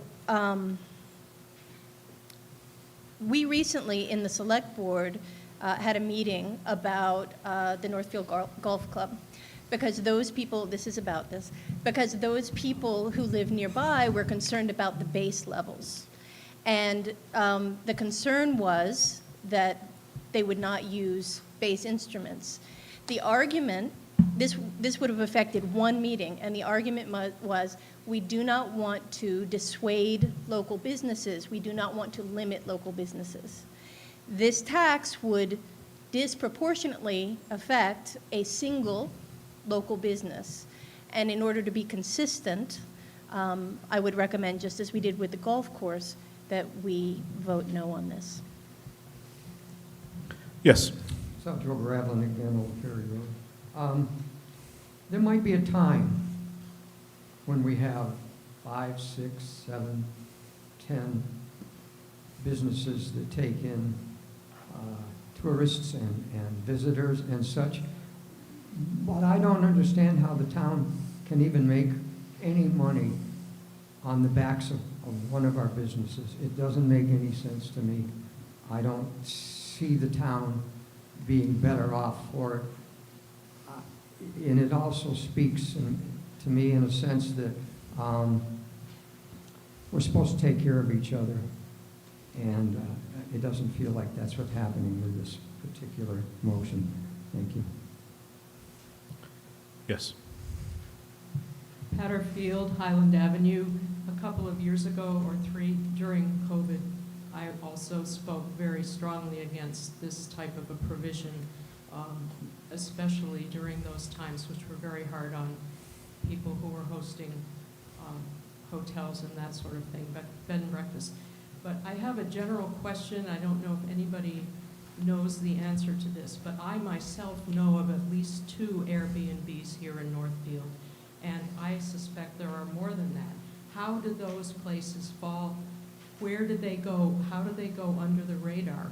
Who would find these places and tax them? Obviously, Centennial House is right out there. Everyone knows where it is. They advertise widely. But you have to go to certain websites to find the Airbnbs. And as I say, I myself, and I don't know much about this, know of 2. So I imagine there are more than that.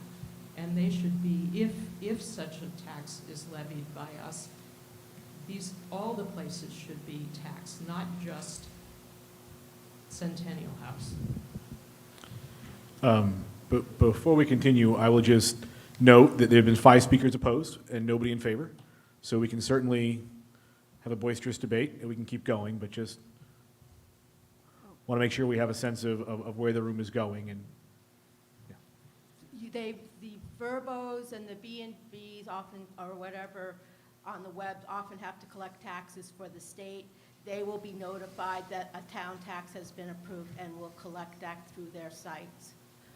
So, and there are several properties here. I've looked up, just took a few weeks, and there's like 3 or 4 other properties that do go through Verbo or Airbnb. There are several I'd like to clarify. We know there are several. If you have 3 rooms or less, you are what's called a family B&B, and you are not taxed.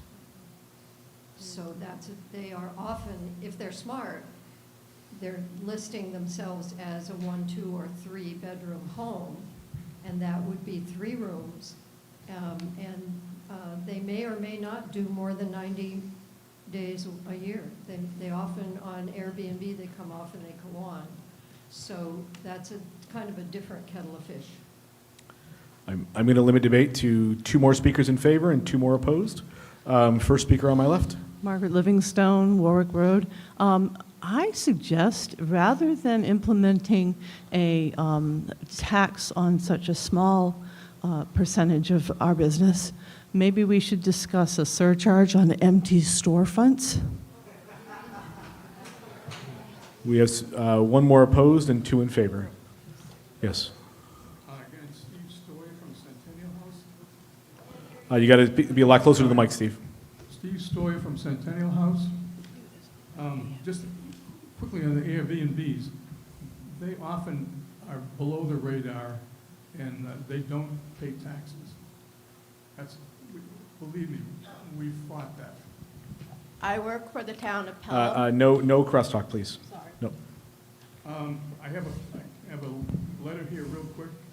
To whom it may concern, it just came to my attention that a local lodging tax is being discussed in Northfield. My name is Walker Widner, and I'm the owner of Guild Tavern. In my opinion, raising the taxes to 11.7% not only impact a small business in a charming little New England town, but detour, I don't think that's the word he wanted, guests from making accommodations at Centennial House, directly impacting the tourism and economy of Northfield. Being a small business owner, I realize the impact that it would make to my business, and to the people supporting the Centennial House. In my personal opinion, I think this tax increase should be reconsidered. The Centennial House and the Guild Tavern have been small businesses. And I think increasing the tax would only hurt the Centennial House. Well, basically, what he was saying was, he was saying that Centennial House and the Guild Tavern have worked together for a long time. As a matter of fact, we don't serve lunch or dinner. And so we have to work with all the businesses and restaurants in the area. And we do. We send a lot of our guests there. And what I'm getting at is that we're a very active business in your town. And if you want to attract other people, we're a model for that. We're successful. We're still going. To reach the point where we're looking at 11% tax, we will not be competitive anymore.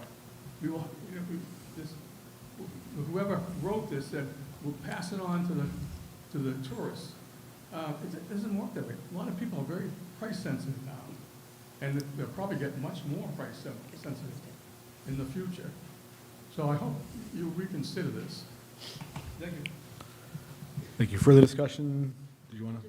Oh. Okay. Anybody wishing to speak in favor of the amendment? We've reached the limit on opposition. Are you speaking in favor? Yes. Okay. Yep.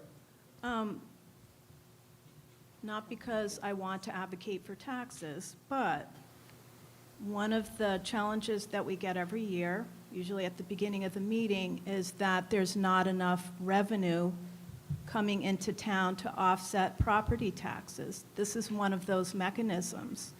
It does apply to Airbnb, and if you haven't looked at Airbnb in a while, you should take a look, because there are some fairly good-sized homes that are advertising close to $2,000 for 7 nights.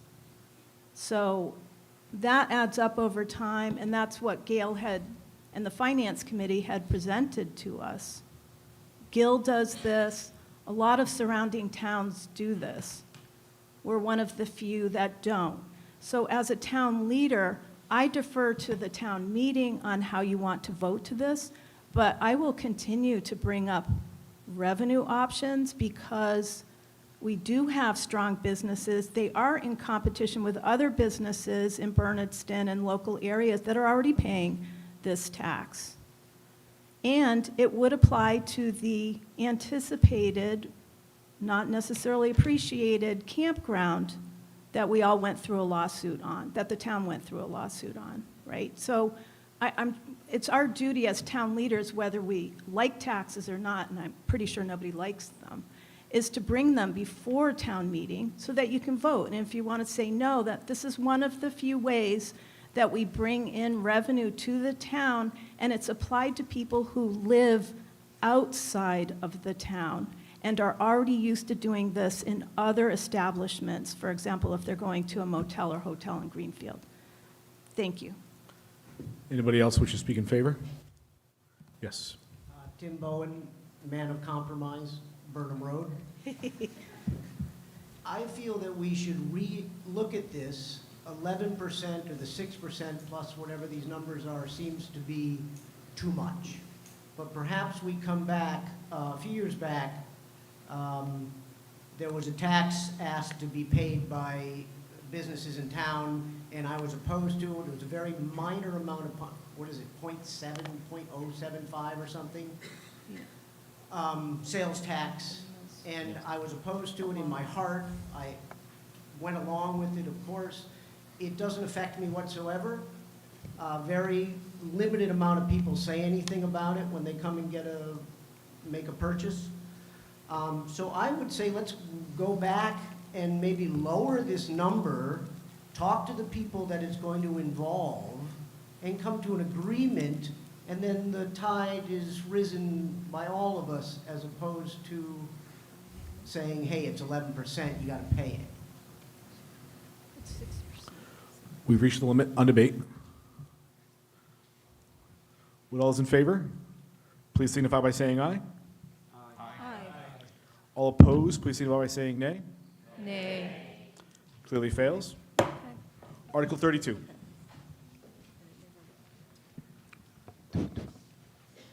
Mr. Moderator, I move that the town adopt Massachusetts General Law, Chapter 200A, Section 9A. Is there a second?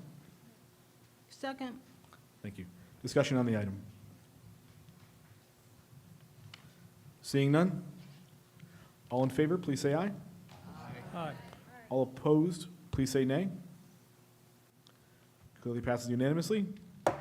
Article 33.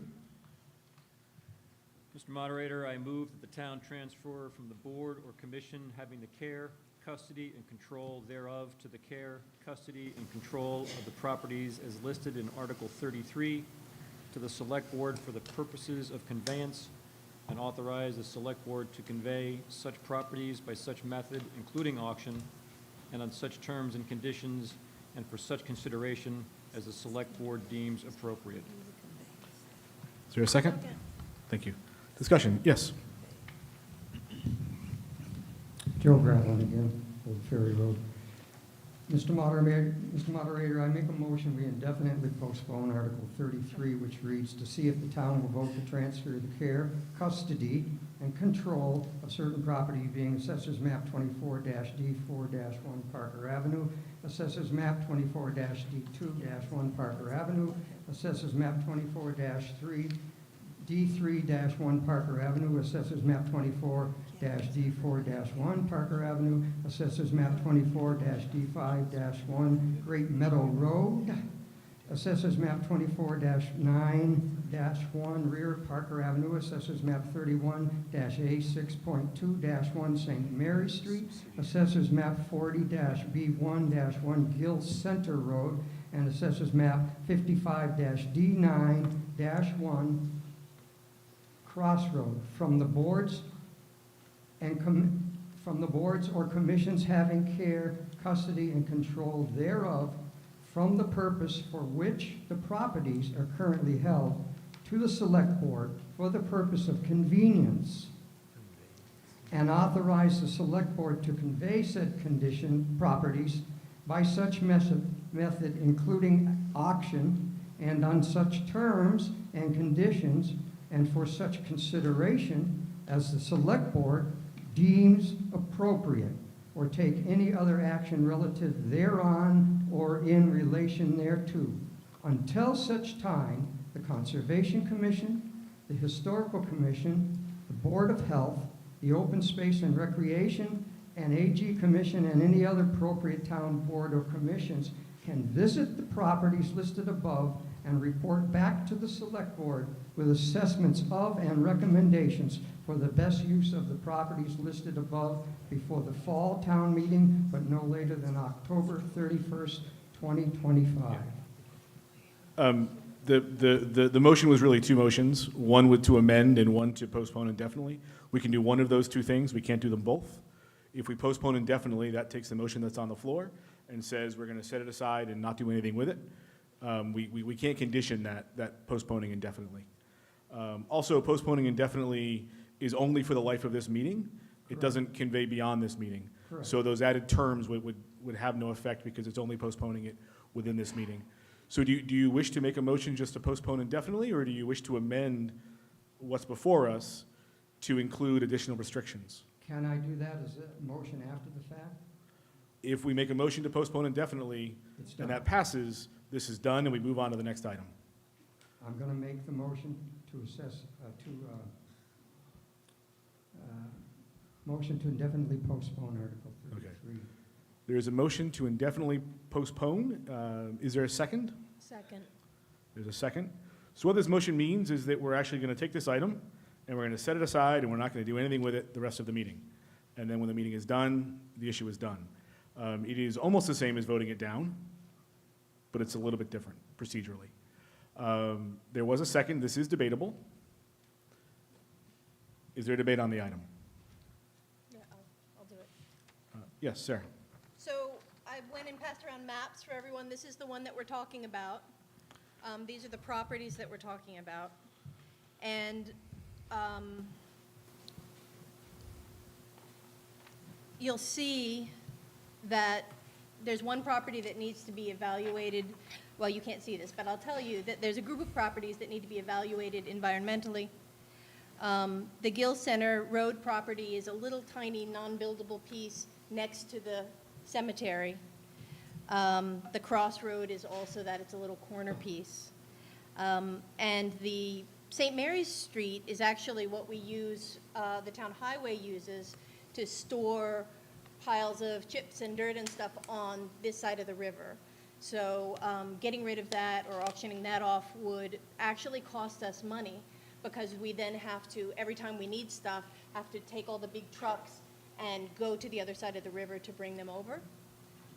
So I would really like to see us decide one by one. One of the arguments has been, meaning that when there's a reason for using a reason for using one of these properties or changing the use of one of these properties, we bring it and the town votes for them one by one. One of the arguments has been that in order to auction, you need a pile of things to auction, but several of these are not auctionable, and at least one of them is useful for the town and we don't want to auction it. So that argument seems to not apply. So that's why I suggest that we put it off until it's evaluated. So further discussion on postponing indefinitely. Did you want to speak more on that matter, Joe? I'll let B speak, and I do want to speak more on it after. I was just going to say, this has come up before, and it's kind of a catch-22. We can't actually authorize going and evaluating the properties officially without being authorized, without having this conveyance from the tax collector to the select board. And there's several options on those properties, and serving on the historical commission, I'm more than happy with my colleagues to go and look at properties.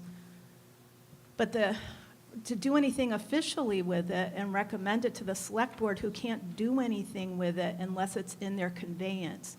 Once it's in our care and custody, so to speak, then any decision on any property has to be held in a public meeting. And some of the suggestions that came up at one of the prior info sessions for another town meeting was to auction things off and make, again, this is another proposal to make money for the town.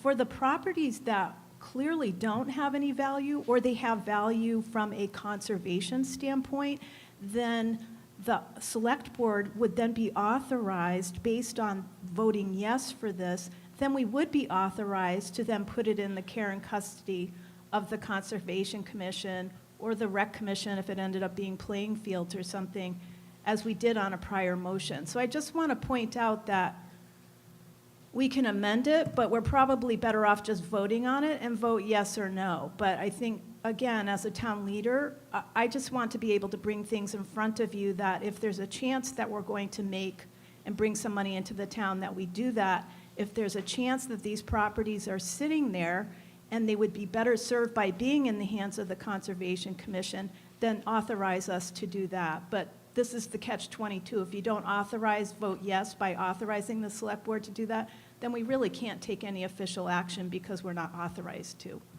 Thanks. Further discussion on postponing indefinitely. All right. This is the land that you all folks own.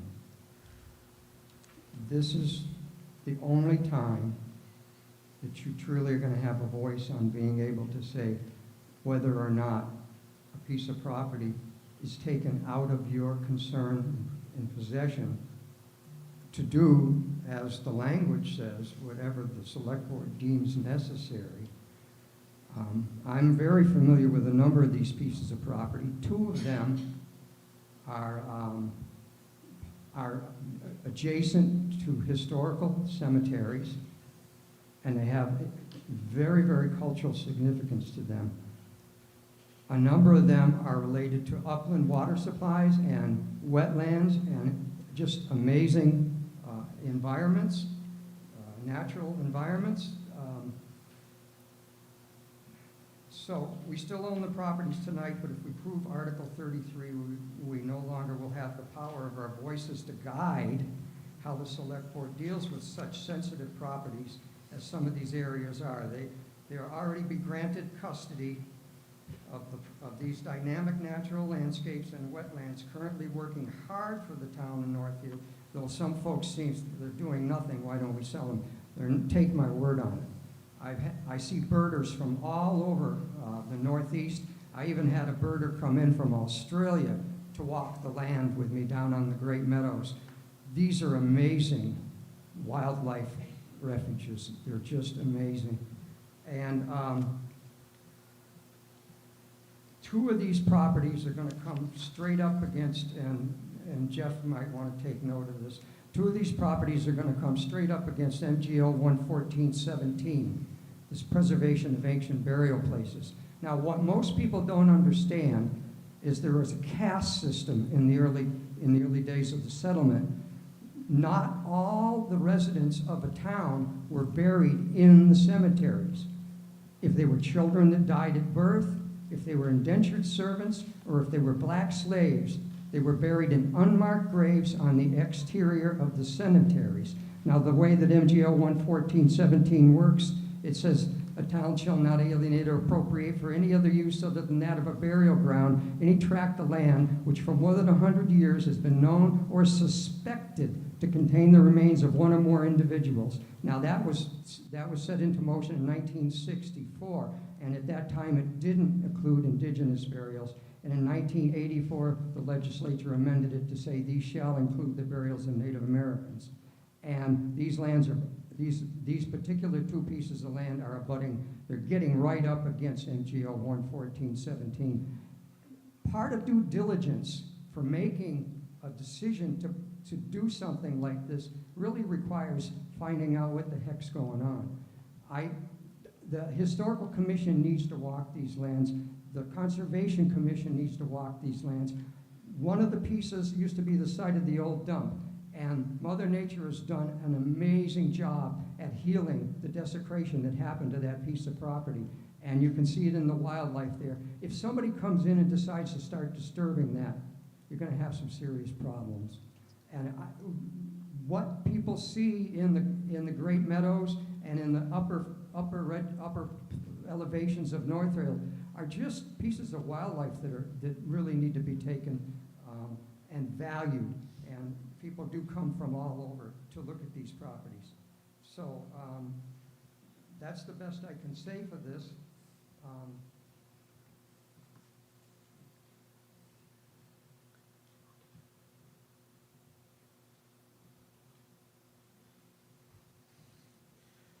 We need to either keep going or pause and come back. I've got a comment. Yep.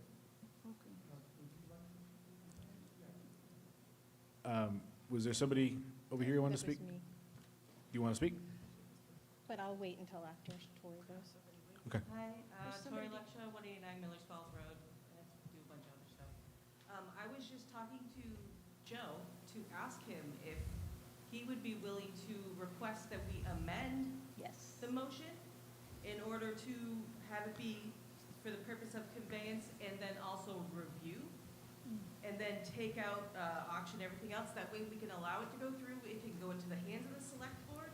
We can all be a part of the process of reviewing these parcels, and then it can be brought again at the fall meeting in order for us to then sit through and make a decision on the ones that we can clump together and decide to auction, and the ones that we can say are clearly good for conservation or for historical society and other types of things. That way we can amend the motion instead of trying to permanently shelve it. So that was my suggestion. Okay. Thank you. Stay right here. Yes. That was actually what I was also going to say. I was going to suggest that when you look at the motion, starting with the word conveyance, you cross out the whole thing and put the word evaluation. So we would be transferring to the custody and control of the properties as listed in Article 13 to the Select Board for the purpose of evaluation. And we wouldn't have the right to convey them by auction or any other means until we came back and told the results of that. So just as a reminder, we're currently debating whether to postpone indefinitely We're not in debate on the main motion yet. We can certainly talk about the merits of postponing or not based on changes we can make. I just want to remind folks what we're debating at the moment. Yes. Hi, y'all. Morgan O'Brien on Parker Avenue. I kind of just came with a question as I was considering, I don't know, it just sounds very firm to postpone indefinitely, and it feels like a conversation that has come up several times for us in these types of meetings where, you know, we're stuck in this sort of cycle of we can't do anything until we say yes on this, but we can't say yes on this until somebody does something else with it. And I love this compromise. I love this conversation. And I was curious to know if there were things that any of the committees who were listed previously are able to do to assess these properties before this motion moves forward, or if the Conservation Committee and such are not able to come and review these properties even in an unofficial capacity because they need the support and approval and some such of the select board. Feels a little bit like a moot point if we assess it all right now and figure it all out, but I was curious to know if committees wish to speak on that. Thank you. Thank you. Further discussion on postponing indefinitely. Yes, B. So I am the chair of the Historical Commission, and I'm all for reviewing and assessing. We've done that on other topics, not necessarily specifically town property. It's just, I'm just going to point out again, it's a catch-22. We need to be authorized, and then the select board can say, all of this would have to be discussed on a public meeting by the select board. And one of the suggestions that came out of the info session, which I said I would be more than happy as a select board member and a historical commission member to take carry the water, so to speak, in front of the select board and say, let's outline the process, and then as part of that process, authorize the other committees to work with the select board to go make these assessments before we do anything with these properties. But again, they need to go from the tax collector to the select board and then move forward in public meetings, and anything that involves public notice, for example, auctions and things like that, we would all have to follow fairly strict communication procedures. But in addition to that, what I also volunteered to do was to help with a better or more robust community outreach before we do anything with these properties. Thanks. Thank you. Further debate on indefinitely postponing. I'm leaning toward not indefinitely postponing, simply because I think there are other avenues that have already been mentioned here. Just to be clear, if I speak about the select board, I'm not talking about these 5 individuals. The select board changes every year, and we have to sort of account for that. I think what's being asked for here is some guardrails, some control over what's going to happen or what could happen next, rather than putting it in the hands of the select board completely. And I think that's a good idea. It seems that what might be a better approach here, as has been suggested, is to amend the articles so that those guardrails are in place, perhaps to say that the select board will consult with these other boards and such. And that perhaps will give people a sense that some more thinking is going to be done before a parcel of land is disposed of or whatever might happen with it. So I think it might be smart to not postpone indefinitely, but rather to make an amendment to the article that leaves people feeling comfortable with what might happen down the road. Joe? Thank you. Yes, Mr. Gravlin.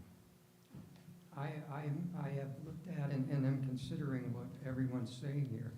This is very, very complicated, and the language in here is incredibly legal. And I'm tired and I want to go home. So I'm saying, let's redo this language for the fall meeting, not tonight.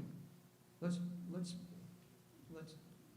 indefinitely postpone this and come back with some language that has the guardrails in place and allows for the commissions and boards to get out onto that land and see whether or not it's sitting there doing nothing or whether it actually has the magic that I'm trying to tell you it has. So I'm going to suggest I stay with indefinitely postponing as written, and I'm going to hope that we can come back in the fall with a better language that is just not so legally full of the select board owns everything, and there's got to be a way to do that. Further discussion on indefinitely postponing? Yes. Again, a question if that may or may not get answered, maybe by town council. The way this is worded now, does this give the select board, and again, not talking about the individuals, does this give the select board absolute control over what happens to these parcels of land? Or B is saying that there would have to be public meetings. Would that mean public votes or just informational meetings? Or what authority would this article as written actually give the select board? Yes, Sarah. So I can't answer that legally specifically, but it was recommended by town council that the wording to accomplish what I was requesting, which was to give power for the purpose of evaluation, suggested instead to say general municipal purpose excluding conveyance. Meaning that it can't be disposed of, but we could have access to do the evaluations and stuff like that. Further discussion, or if you're willing, that would be great.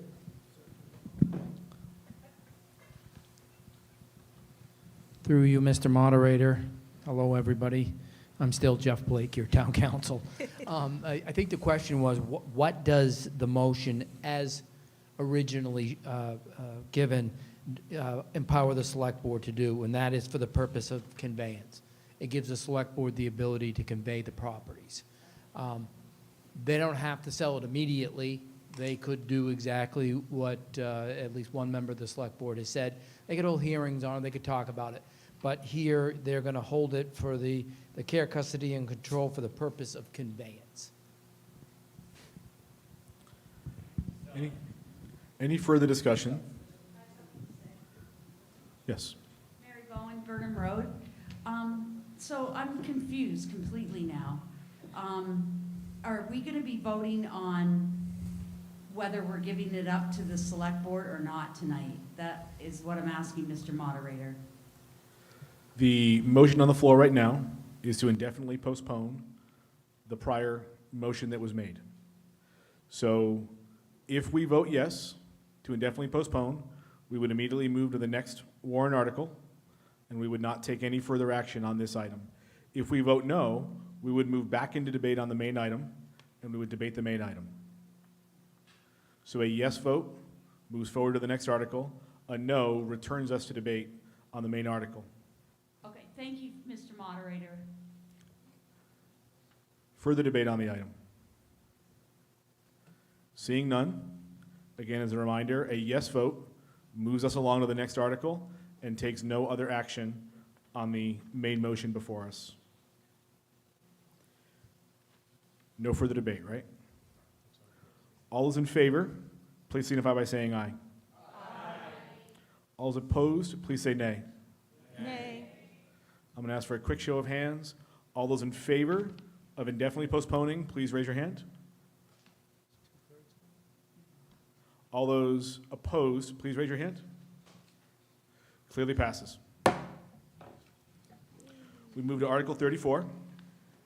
Article 34, I move that the town accept the 2025 proposed amendments to the Franklin Regional Council of Governments Charter. Thank you. There was a second. Discussion on the item.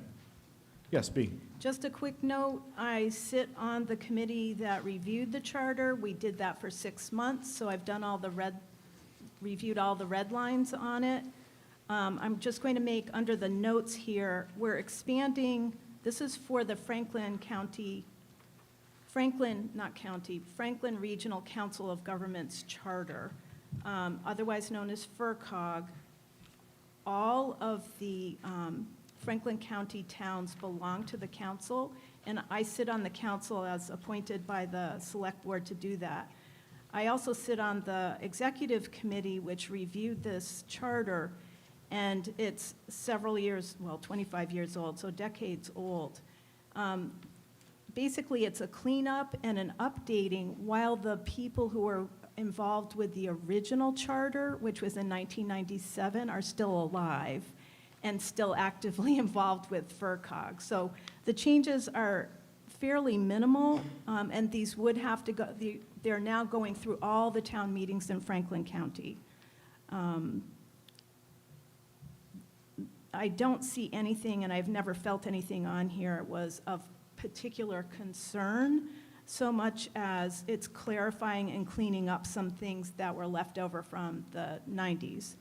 On the membership of the council and the executive committee, what we're talking about here is eligibility.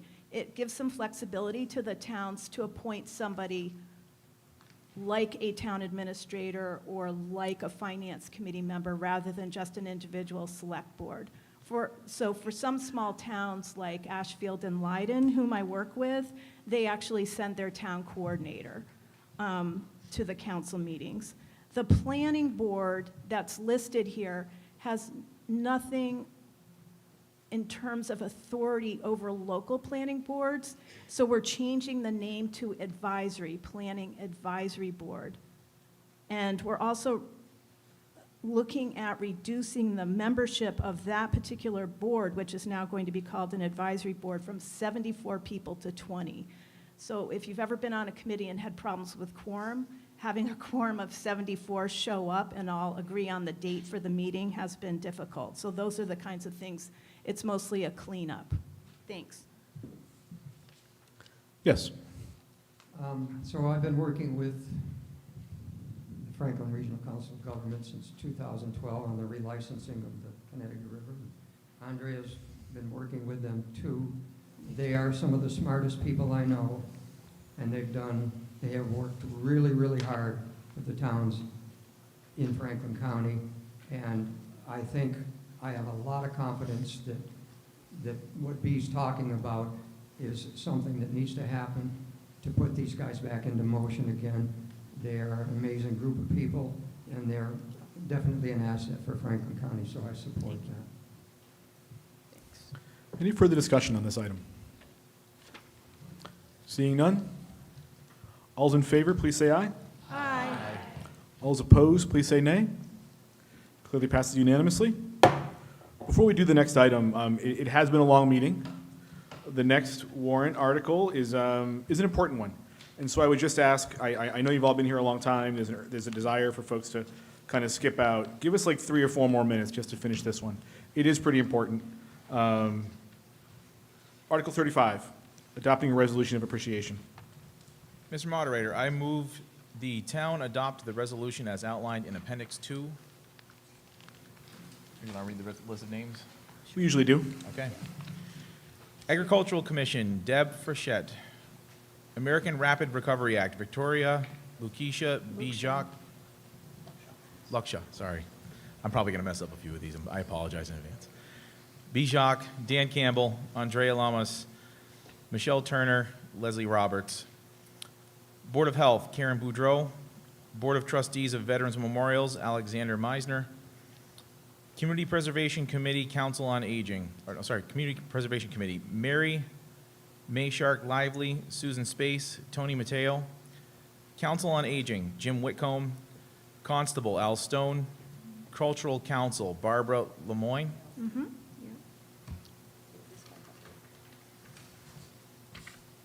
That's better. Where are we at? Economic Development Advisory. Economic Development Advisory Committee. Sarah Kearns, Steve Soya, Virginia Hastings, Joel Fabrizio, Joel. Patricia Young, Robin Vandermatt, Noham Kashat Schilling. Election Officer, Annie Chappell, Catherine Johnson, Joanne Picker. EMS, Mark Fortier, Jill Fortier, Ethan Seacard, Rebecca McManus. Emergency Services Facility Committee, Bernie Parada and Mark Fortier. Energy Committee, Andrew Vernon. Finance Committee, David McCarthy, Sue Kaczynski, Tony Mateo. Grandin Water District, Alex Trzaski. Grant Development Director, Leslie Roberts. Historical Commission, Joan Stoya and Mary King. Open Space Committee, Susan Space. Pioneer Valley Regional School Committee, Sylvia Cummings. Planning Board, Steve Sarandinsky. Police Department, Dave Shoemaker. Select Board, Alex Meisner. Sewer Commission, Tom Walker. Stewardship Advisory Committee, Sarah Kearns and Bob Pasteris. Town Hall Master Plan, Steve Sarandinsky, Alexander Meisner, and Zoning Board of Appeals, Michael Bird. Thank you all for your service. Any discussion on the item? Seeing, there was a second, correct? Second. All in favor, please say aye. Aye. All opposed, please say nay. Passes unanimously, and the meeting is adjourned. Thank you, everybody. Have a safe and wonderful drive home. And don't forget the elections tomorrow.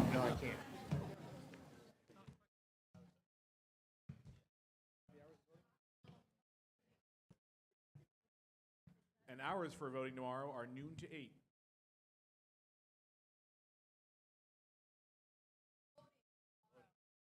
Hours for voting tomorrow. There's an election tomorrow.